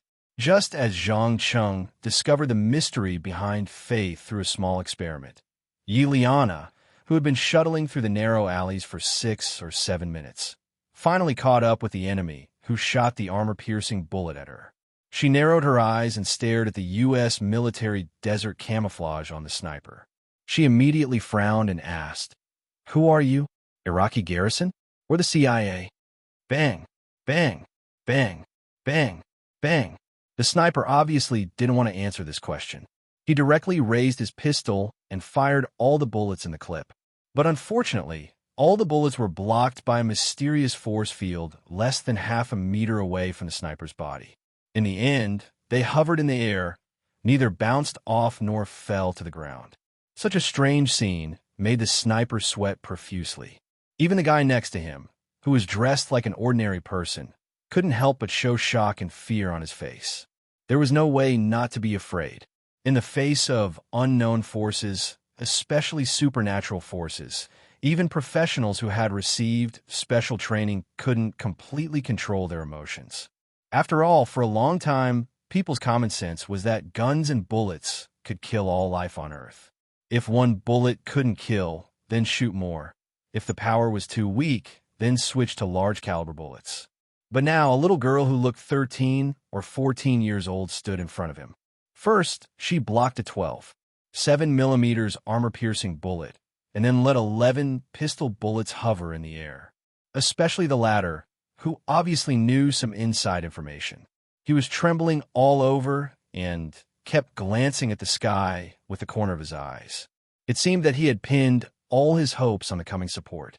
It seems that he's the mastermind, and you're just an idiot who doesn't know anything. Goodbye, American soldier. As the last word blurted out, Yuliana suddenly pulled out the pistol she carried with her and pulled the trigger without hesitation. Bang! After a gunshot, the poor white sniper fell to the ground. There was a hole in his head, and brain matter mixed with blood splattered everywhere. Poor thing, isn't it? A guy who doesn't know anything has no right to live in our world, Yuliana said with a cold face. When she turned the muzzle and was about to threaten the remaining guy to see if she could get some useful information, she suddenly heard the sound of a propeller rotating at high speed in the distance. In the next second, the high-speed, 6-barreled Vulcan cannon fired thousands of rounds per minute, covering an area of less than 15 meters between the two. F***CK. Why are you guys only here now? The guy dressed like a commoner turned around and ran as fast as he could while cursing loudly. Above his head, a longbow Apache-armed helicopter had just arrived and was frantically shooting at Yelena, trying to eliminate this extremely dangerous target. Through the spy satellite, they had seen the incredible scene just now, so they knew very well how dangerous the enemy was. They could not even speculate with common sense. However, before the pilot had time to adjust the position to launch the air-to-surface missile, the soldier sitting in the co-pilot's seat suddenly rolled his eyes. He then grabbed the joystick at lightning speed and pushed it forward with all his might. Boom! The helicopter, which wasn't flying high enough, collided with a house next to it and turned into a dazzling fireball. Parts, including the propeller, flew everywhere, injuring many civilians living in the vicinity. *T. Headquarters. Calling headquarters. Birdie crashed. I need support. More support. The unlucky guy who was affected by the explosion struggled to get up and roared loudly into the microphone. Even without looking, he knew that the helicopter crash must be related to the strange ability of the other party. Unfortunately, before the other side of the microphone could reply, Yuliana sneered through the smoke and said, "Sorry, you won't have the chance to wait for the next wave of support to arrive, little mouse of the CIA." As a most professionally trained intelligence officer, if she couldn't recognize the identity of the other party at this time, she could just retire at home. I'm warning you, don't mess around. Otherwise, the United States of America will not let you go. No matter who you are, why you work for the organization, we will eventually catch you. The middle-aged man tried to make a final struggle. Do you think everyone is afraid of the United States? No, idiot. You are the ones who haven't figured out the situation. The master is not someone you guys can mess with. After that, Yuliana didn't give the other party any chance to speak. She directly pulled the trigger and blew up the head. She picked up the communication device covered in blood and brain matter and warned in a motionless voice, "I'll give you a suggestion. It's best to immediately stop all investigations and actions against us. Otherwise, I promise that if there's a next time, your partner, family, and friends will all pay the price. Especially you, dear Bernard. We know you are in charge of this operation." What? How does she know this? In an office located in the headquarters in Virginia, a gray-haired old man stared at the image transmitted from the electronic screen. His eyes were filled with disbelief. In order to keep it a secret, only a few people knew about this operation, and the forces of the U.S. military in Iraq were mobilized. The purpose was only to find out who was behind the mysterious force that had recently shown on the international intelligence stage. But now, not only was the other party unscathed, but she also exposed his identity as the highest person in charge. There was a traitor. He immediately thought of this and began to look around the room with suspicious eyes, trying to find the traitor. Stop looking. Our eyes are everywhere. Your every move is under the surveillance of our eyes. After Yuliana said this meaningful sentence, the image transmitted to the electronic screen through the satellite was suddenly cut off. Damn it. Who can explain to me what is going on? Where's the satellite? What's going on with our satellite? Also, who leaked my identity information? Bernard kicked over the table with one foot and broke out in a rage of incompetence. After all, as a senior in the CIA, no one knew better than him what had just happened. An organization of unknown origin hijacked the signal of the UA spy satellite and even invaded the internal network to observe the real-time image of this office. What was even more frightening was that his identity was exposed. In the future, his family and friends were likely to face danger and revenge. Chapter 839. Fallujah was located in Iraq's largest province, Anbar, 69 kilometers west of the capital, Baghdad. It had a population of about 400,000. It was said that there were more than 200 mosques in the city and the surrounding villages. Therefore, it was known as the City of Mosques. Most of the residents living in this area were the most devout followers of Sunni Islam. After the UA military destroyed the Iraqi government, this place had been the place of the most intense resistance. The people had many bloody conflicts with the UA military and even successfully drove out the UA military, known as the strongest military force on Earth. Now, the city was controlled by Abu Musab Zarqawi, bin Laden's deputy and the third most famous person in al-Qaeda. He had 500 core members and more than 5,000 militants who came from all over the world to participate in the Holy War. He continued to send people to infiltrate the entire Iraq. He tried to use more car bombs, suicide attacks, long-range sniping, and other means to create more casualties and panic for the UA. He tried to replicate the classic case of Afghanistan using guerrilla warfare to drive out the Soviet invaders. But unfortunately, this idiot full of extreme religious thoughts didn't understand that the reason why the Soviet Union chose to retreat was not because the so-called Holy War was so powerful. More than half of the world, including NATO led by the UA, worked together to kill the Union of Soviet Socialist Republics, one of the two poles during the Cold War. If there wasn't a large amount of foreign material and military aid, the ignorant people who used a book written in the Middle Ages thousands of years ago as a holy book, or even a law, daily behavior, and moral code, even if all of them died, they wouldn't be able to cause much trouble for the Soviet Union. Of course, these people who claimed to be devout believers didn't know that whether it was ancient Judaism, Christianity, or Islam, they were all puppets supported by the forces of heaven in the human world. The Crusades, launched several times in the name of faith, were just for the forces of heaven to replenish more souls. They let the mortals kill each other while they reaped the benefits. What was even more ridiculous was that God, who was regarded as the only and omnipotent creator in the roots of the three religions, had long been torn to pieces by the original gods on Earth in the earth-shattering prehistoric war. Not even a complete body was left. Right now, the altar in the center of heaven was only worshiping the heart of the Lord of Heaven. Sitting in the car, Zhang Cheng looked at the scenery outside the window with interest. He commented with a smile, "It seems that the militants who occupied this city did a good job. It doesn't seem as chaotic as I thought." Of course, Zarqawi was not a terrorist in the ordinary sense. He and his men seemed to be secretly planning to build a country, a real Sunni caliphate. Yiliana, who was sitting in the front passenger seat, pursed her lips and revealed an expression that was either sarcastic or mocking. South Korea? ISIS? Countless memories surfaced in Zhang Cheng's mind, and he immediately realized who this Abu Musab Zarqawi was. According to the history of the previous ordinary Earth, 2 years later, in June 2006, Zarqawi would have died in a U.S. military raid. In October of the same year, his successor, Abu Omar al-Baghdadi, would announce the formation of the world-shocking Islamic State of Iraq, abbreviated as ISIS. Why are you interested in this guy? If you're interested, I can introduce you. In fact, some of the weapons and ammunition they use are provided by us.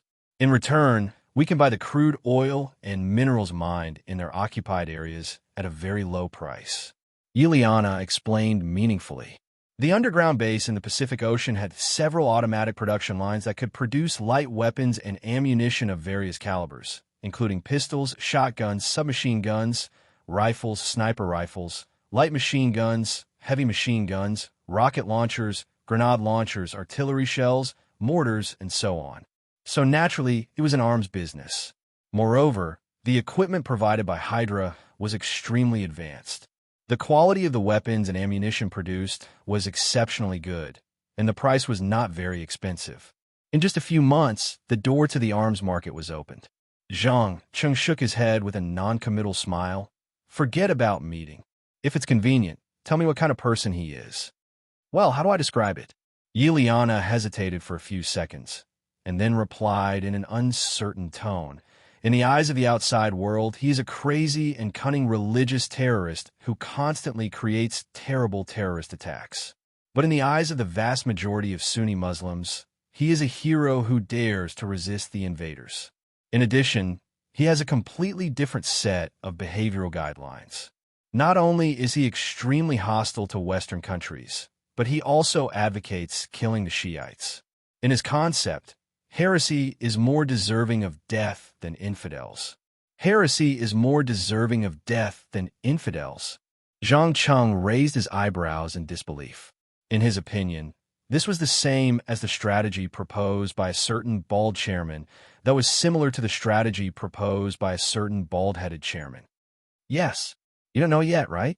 In Fallujah, if you are an infidel or a foreigner, then as long as the country and government behind you did not participate in the invasion of Iraq, you can continue to live here without being affected. The only restriction is that you must pay extra taxes on time, just like how religious countries tax Christians in the past. But if you are a Shiite, then I'm afraid you will soon be arrested and executed. After that, Yuliana pointed to a gray building in front and said to the driver who was driving, "We are here. Park the car at the door. Remember, unless absolutely necessary, don't shoot or it will easily cause big trouble." More troublesome than the battle with the UA in Baghdad? The fully armed driver grinned, revealing a mouthful of white teeth as he asked. It must be known that the reason why the team left Baghdad so quickly was to avoid the possibility of a large-scale search and pursuit by the UA garrison. In any case, they had slapped the CIA and the UA military in the face this time. They even unceremoniously destroyed an Apache helicopter that came to support them. Idiot. The nature is different. The relationship between the CIA and the organization is competitors and enemies. The current ruler of Fallujah is our premium customer. Do you understand? Yuliana rolled her eyes in annoyance. Then she pushed open the door and jumped out of the car. She forcefully kicked the closed metal door. In less than 5 seconds, a muscular woman wearing a white tank top, desert camouflage pants, and brown military boots opened the door and walked out. She opened her arms and gave her a warm hug. "Wow, my dear little baby, what brings you here?" "Damn it, let me go, you muscle monster." Yuliana struggled to push the woman away and quickly put on a serious face. She whispered in her ear, "Not long ago, I was ambushed by the CIA in Baghdad. That woman might have sold us out." Chapter 840. Betrayed? You mean Amelia? The muscular woman, who was called a muscle monster, frowned subconsciously. Her blue eyes flashed with a cold chill. Yelena nodded without hesitation. "Yes, that's her."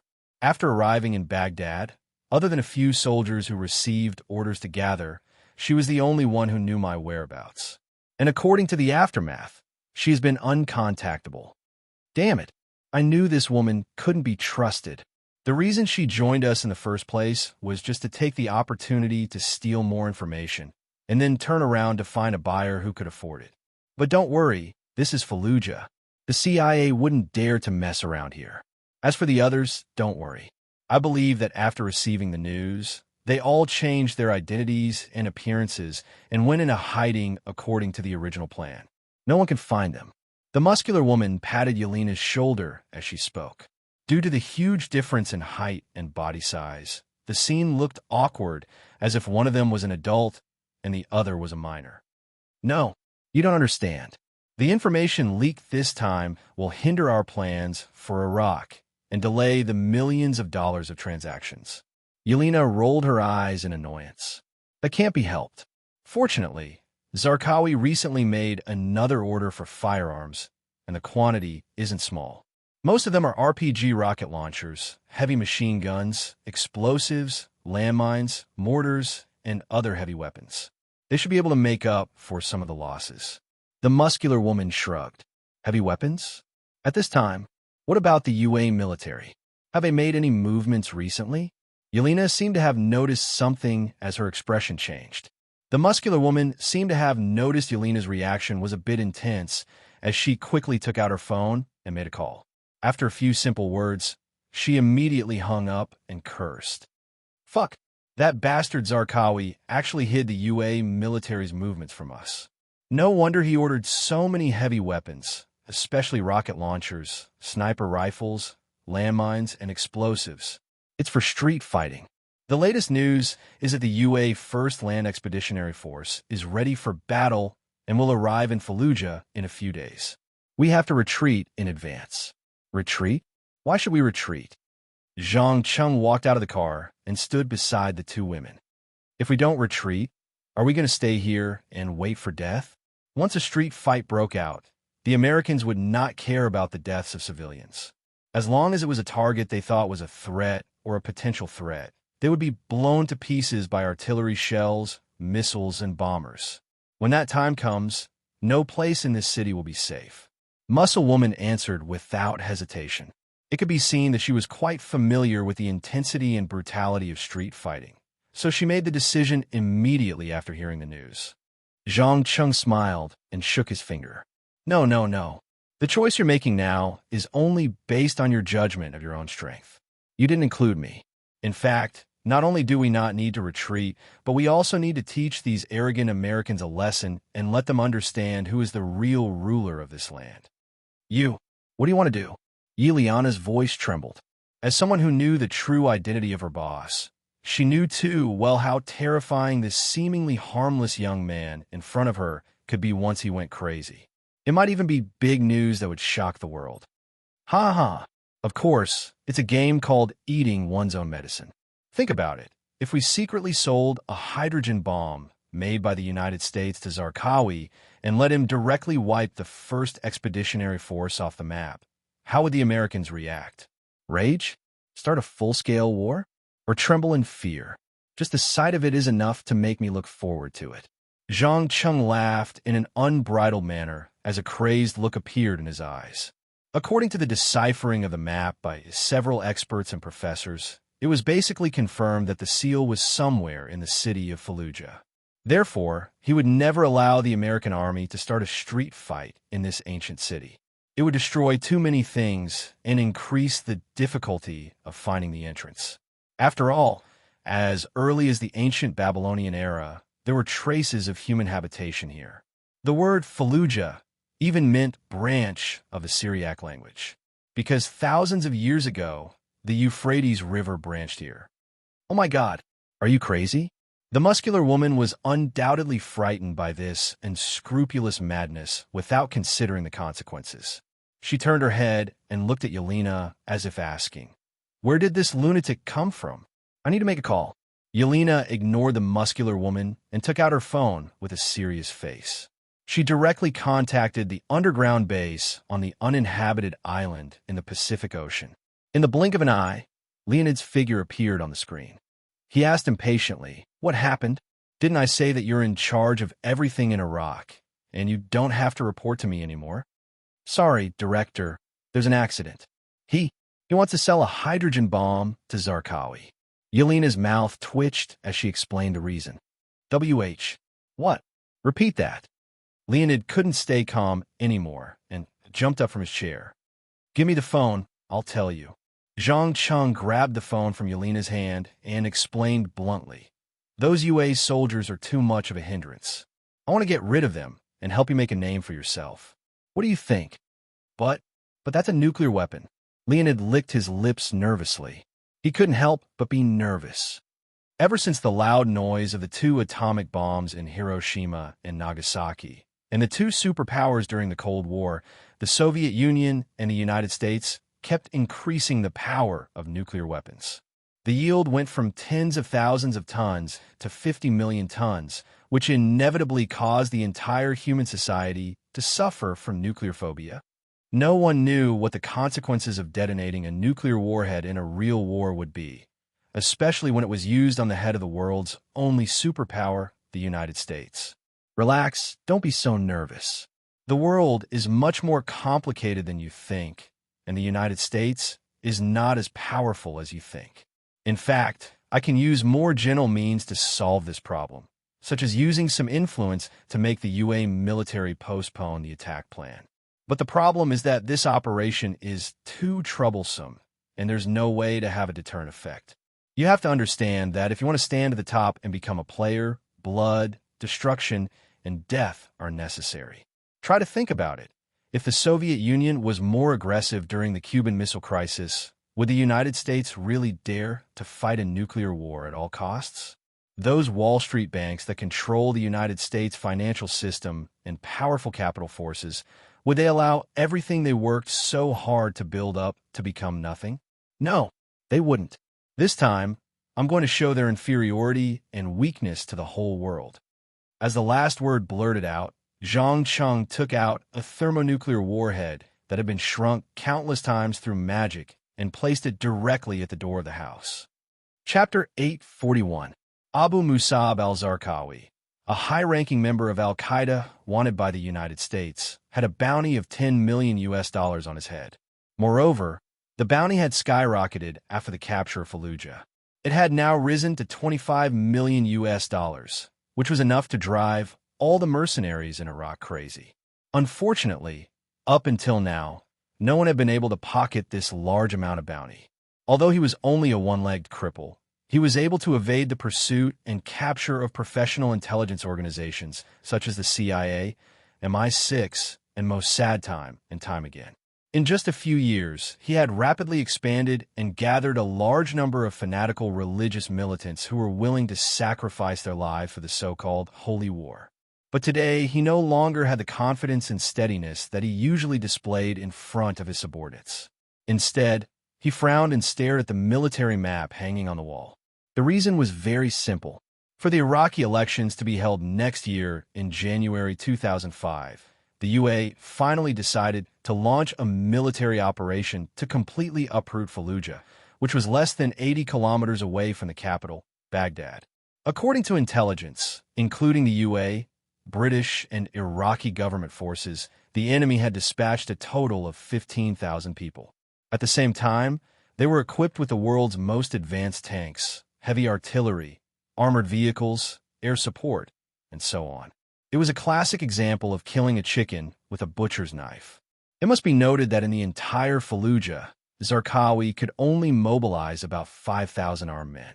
Most of them only had light firearms in their hands. Even the number of explosives, landmines, and RPG rocket launchers were not many. The comparison of strength on paper between the enemy and himself was like heaven and earth. It was almost an impossible task to defend Fallujah under such circumstances. Therefore, he was considering relocating. He wanted to leave about half of his men to fight a fierce street battle with the U.S. military, while the rest would preserve their strength and wait for an opportunity to make a comeback. In any case, in the Middle East, which belonged to the UA, any external invading force would eventually be defeated. It was only a matter of time.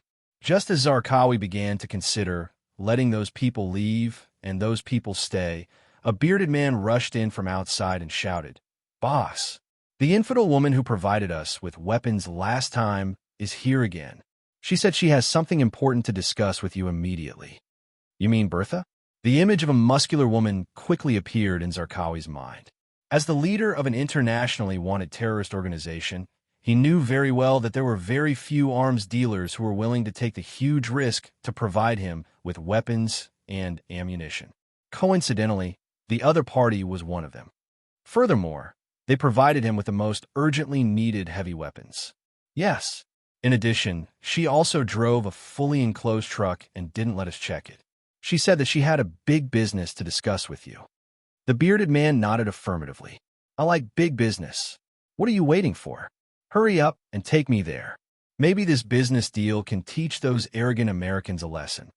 After saying that, Zarqawi suddenly stood up from his seat, his eyes sparkling with excitement and anticipation. He believed that if he could get enough heavy weapons, even if only half of his men were left behind, he could still kill enough U.S. soldiers in street battles. At the same time, the muscular woman called Bertha was sitting in the driver's seat of a fully enclosed truck. She asked with an uncertain tone, "Are you sure you want to sell this thing to an extremist terrorist? He's a real lunatic." "Why not? Don't you hate those Americans who like to meddle in other people's business?" Zhang Cheng asked with a half-smile. "That's not what I meant. In the world, except for the Americans themselves, no one doesn't hate them. But the problem is, even if they hate them, if a nuclear warhead is placed on their heads, the entire world's political situation will be violently shaken, or even fall into a state of chaos." Bertha frowned and reminded him, "Isn't chaos better? The more chaotic the situation is, the easier it is for the entire organization to grow, and the more areas it can infiltrate and control. Remember, only when the original order is broken, the various resources on the planet will quickly enter the redistribution process. Otherwise, you can only bite your competitors bit by bit and use their flesh and blood to slowly strengthen yourself. If you don't even have the courage to start a revolution to break the current political situation, what is the value of the entire organization? When he said this, Zhang Cheng's eyes revealed an incomparably deep light, like a bottomless pool of water. Just when Bertha wanted to argue, Zarqawi and his men finally walked out of the house and greeted with a laugh. Ha ha ha ha. Good afternoon, madam. I heard that you have a big business to discuss with me. Tell me, what good things have you brought this time? Trust me, you will be surprised when you see it. I promise. Bertha said as she jumped out of the truck, opened the trunk, and revealed the thermonuclear warhead inside. This is... When Zarqawi saw this thing, his pupils suddenly shrank, and a horrified expression appeared on his face. With the collapse of the Soviet Union, a large number of nuclear weapons in Eastern Europe once entered the underground black market. Some were disassembled into weapons-grade, concentrated nuclear materials, and some were packaged and sold. Therefore, as a terrorist leader, he was no stranger to this. However, with the passage of time, most of the nuclear materials gradually lost their value over time, especially the hydrogen warhead with a relatively short shelf life. But now, a brand new high-yield hydrogen warhead suddenly appeared in front of him, and he couldn't help but feel a sense of disbelief. Gently patting the huge bomb in the truck, Bertha introduced it in a very professional tone. Mk-41, the largest hydrogen bomb mass produced in the UA. The explosive power is more than 20 million tons of TNT. What do you think? Do you like this product? Oh, almighty God! Where did you get it? Can it still be used? Zarqawi pressed on with an agitated expression as he clutched his wildly beating heart. No problem. As long as you can afford the price, I will give you a set of codes. Enter it, press the button, and everything within a 25-kilometer radius will be reduced to nothing. Even people 70 kilometers away will suffer second-degree burns. Nothing can survive this explosion, not even the world's most powerful UA military. Zhang Cheng also left the driver's seat with a devilish smile on his face. He personally started the world's thermonuclear war, and he undoubtedly knew the lethality of various nuclear warheads better than anyone else. How much does it cost to buy it? Zarqawi's breathing suddenly became rapid, and his eyes emitted a crazy light. 100 million US dollars. You only need to pay 100 million US dollars or the same value in gold, and you will immediately get the detonation codes. In addition, there is a small additional condition. I need you to mobilize people to help me find some interesting things in this city. Deal. What a generous and forthright customer you are. I wish us a happy cooperation. Happy cooperation. Chapter 842. Ibrahim, remember, you are a warrior of Allah. Don't be afraid. Don't be afraid. As long as you do what I teach you, you can kill thousands of U.S. troops and inflict serious damage on those damn invaders. Then your soul can go to heaven and enjoy the supreme glory bestowed upon you by Allah. Sitting in the rear compartment of the nuclear warhead, the bearded young man's mind was replaying the words that Zarqawi said to him when he met him personally before he left. His heart was filled with fanatical religious beliefs, and he was willing to give up everything for it. Just as he held the note in his hand and stared at the keypad on the side of the nuclear warhead to enter the password, the latch in the driver's compartment was suddenly pulled open. Another young man in charge of driving warned loudly, "Quick, get ready. I can already see the U.S. convoy. As soon as you hear a gunshot, don't hesitate and immediately act according to the plan." Understood. Don't worry. I've already made preparations. Ibrahim promised resolutely and decisively. Allahu Barak. Allahu Barak. After a short conversation, the heavy truck suddenly accelerated and rushed straight in the direction of a U.S. convoy, without any hesitation. The U.S. people were not fools. They had already experienced countless car bomb attacks and had developed corresponding countermeasures. Before the truck could go far, the sniper fired a fatal bullet and nailed the driver in the driver's compartment with a bang. However, they didn't know that this was not an ordinary car bomb attack, but a super high-yield thermonuclear warhead. Before the bomb disposal team could put on their equipment, Ibrahim, who was hiding in the rear compartment, took a deep breath and quickly entered a long string of passwords with trembling fingers. After a series of rapid and harsh sounds, The nuclear warhead began the 30-second countdown to detonation. 29, 28, 27.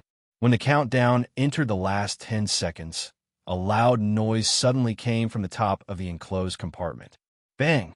Immediately after, the roof was torn open by the explosion. 6 or 7 rifles were pointed at him from above and shouted, "Don't move! Don't move! Raise your hands! Quick! Otherwise, I guarantee you will be shot into a sieve." Ha ha ha ha ha! Sorry, Americans, you're late. Not only did Ibrahim not raise his hands as he was told, he even laughed without restraint, because he knew that in another 5 seconds, tens of thousands of Americans would be buried with him. F***CK. Look, what's that thing? A black soldier with simple and sharp eyes pointed at the countdown above the nuclear bomb with his gun. MK-41, another older white man, who looked like a military officer, had a drastic change in expression.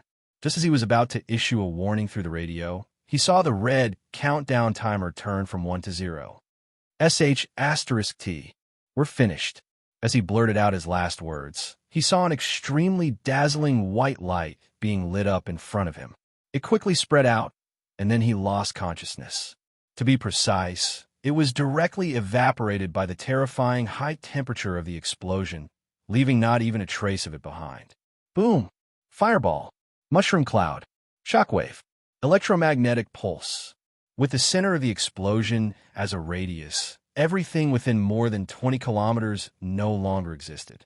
Tens of thousands of well-equipped American expeditionary forces were all killed, and not a single survivor was left. In addition, the earthquake caused by the explosion made Fallujah and Baghdad feel obvious vibrations. Even many low-quality houses collapsed, and the glass embedded in the windows was collectively destroyed. The most important thing was that the electromagnetic pulse caused a signal disruption in a considerable area. The electronic reconnaissance and command system that the Americans were proud of were all paralyzed, and even the planes could not take off. Because almost all the radars within hundreds of kilometers were destroyed in the explosion, it was the most serious damage the American military had suffered since the end of the Cold War. Standing on the top of a high-rise building in Fallujah, Zhang Cheng narrowed his eyes and stared at the mushroom cloud in the distance. He opened his mouth and revealed a chilling smile, and softly praised, "Look, what a beautiful and spectacular scene. I believe the White House and the Pentagon must be in a mess right now. Nuclear bomb. Nuclear bomb. Without nuclear, there is no peace." Such a simple and easy-to-understand principle. You're really a lunatic. I can swear that when the Americans come back to their senses, they will launch a crazy revenge. Let's not talk about it for now. Anyway, Zarqawi is dead. The UA military and the CIA will not let him go. Bertha took a deep breath and said while gritting her teeth, "Zarqawi was originally a stupid religious extremist. What does his death have to do with us? No, it doesn't matter. In fact, even if all the people in the Middle East are killed, so what?" Zhang Cheng shrugged nonchalantly. "But what's next? All of our personnel in Iraq must evacuate as soon as possible, or the Americans will definitely dig 3 feet into the ground to find us, who provided the nuclear warheads." Bertha's body was slightly trembling, not knowing whether it was due to fear or excitement. "Haha, don't worry about this. Leonid and I will take care of this matter. I promise that after this matter is over, the organization will no longer have to hide like it is now. Even if we openly reveal our identity, no one will dare to touch a hair of yours." As soon as he finished speaking, Zhang Cheng left the room, turned around, opened the door, and disappeared at the end of the dark corridor. At the same time, in the distant Washington, D.C., an emergency meeting was taking place in the president's office. The Secretary of Defense played the last image from the satellite signal and reported in a very heavy tone. "A few minutes ago, our army that was preparing to attack Fallujah was attacked by an unprecedented nuclear weapon and has been completely wiped out." "What?" The president suddenly stood up from his chair and stared at the blurry image on the screen with his eyes wide open. Not only him, but many senior officials in the White House couldn't help but exclaim with an expression of disbelief on their faces. 1 minute later, the Minister of National Defense clenched his fists tightly.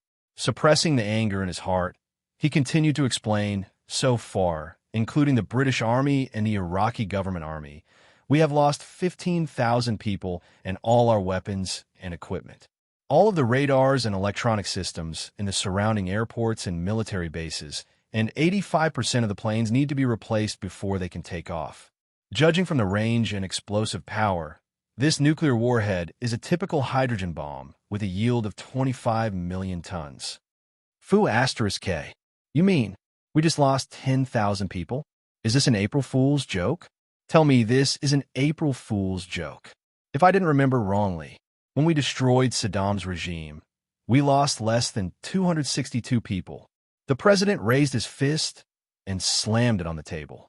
He believed that if this news spread out, he would immediately be impeached by Congress and even be nailed to the pillar of shame in history, becoming the worst president in the history of the United States. Chapter 843. Just as everyone in the room fell into a terrible silence, an old man in a suit suddenly pushed open the door and walked in from the outside. He bowed with a smile on his face. Dear Mr. President, and ladies and gentlemen of the United States of America government, good evening. It's very presumptuous of me to disturb you at this time, but I don't think you should be able to sleep now, right? After all, more than 10,000 UA soldiers were collectively killed by a nuclear attack, and hundreds of billions of dollars of weapons and equipment were lost. This is enough to make any UA president lose sleep all night. Who are you? And how did you get in?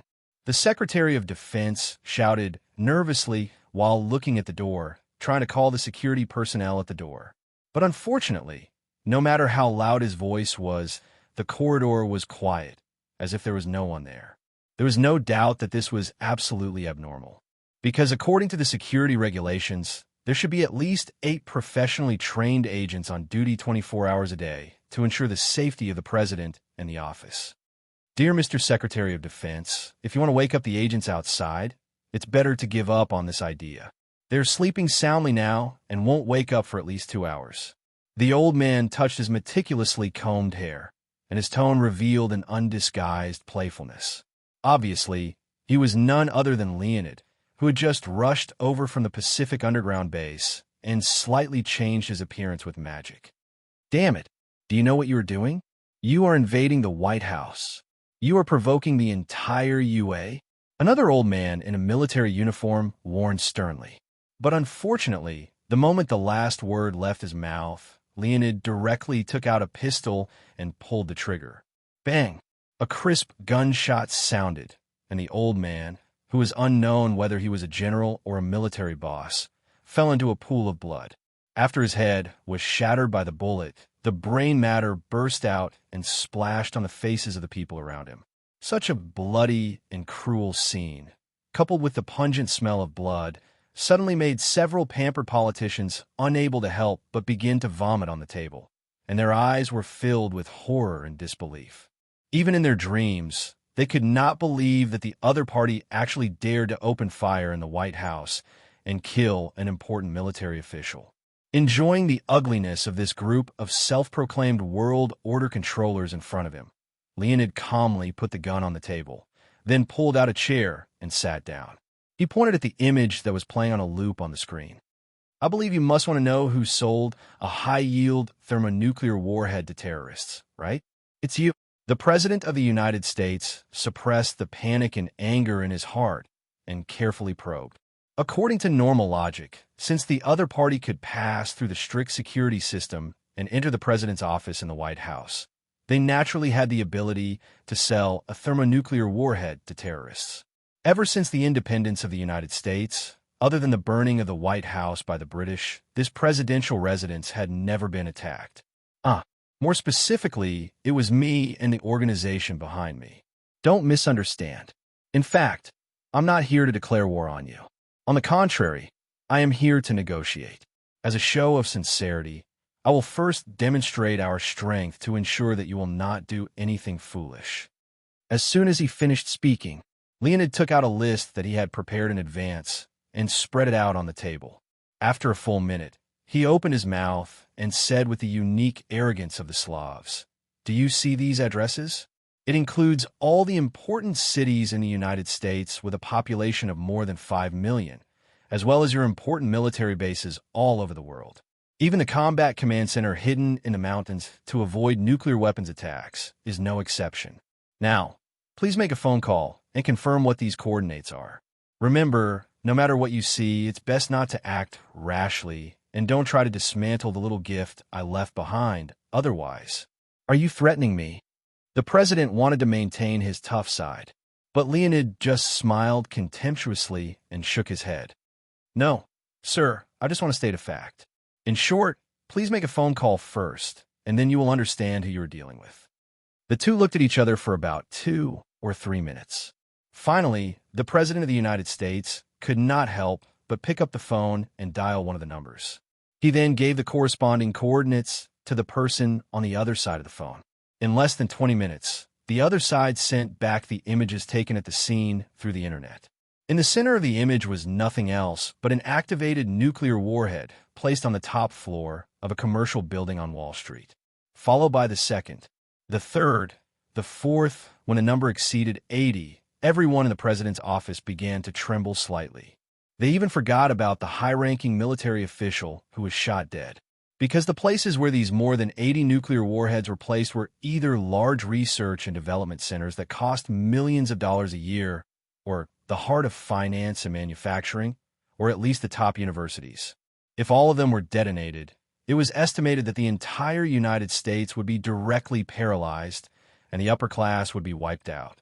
Even if some of them were lucky enough to survive, they would no longer be able to continue to control the country. Instead, it would inevitably lead to division and civil war. This is a terrorist attack. The U.S. government will never bow to terrorists. The Secretary of Defense stood up abruptly and roared excitedly. Terrorist attack? Ha ha! Leonid opened his arms and laughed sarcastically. God, isn't the United States the biggest terrorist in the world? What's more, so far I have only sold 1 nuclear warhead to Zarqawi, and I have no intention of detonating the rest. I just want to tell the annoying CIA to stop chasing us like a male dog in heat. Otherwise what? Do you dare to launch a terrorist attack on the United States and start a thermonuclear war? The President of the United States narrowed his eyes and questioned. You can understand it that way. Do you know? We don't mind completely destroying the world. We don't mind killing more than 90% of the people in the world. Anyway, for us, it's just a fresh start. But for you, for the rich people in the United States who plunder the wealth of the entire world through financial hegemony, it's not as simple as a fresh start. You will lose your superior life, you will lose the money obtained through dirty means, and you will even lose your life. Now, tell me, dear Mr. President, are you willing to agree to my conditions, or are you willing to let me detonate all the nuclear warheads and play a game of hardbox? Radiation Wasteland?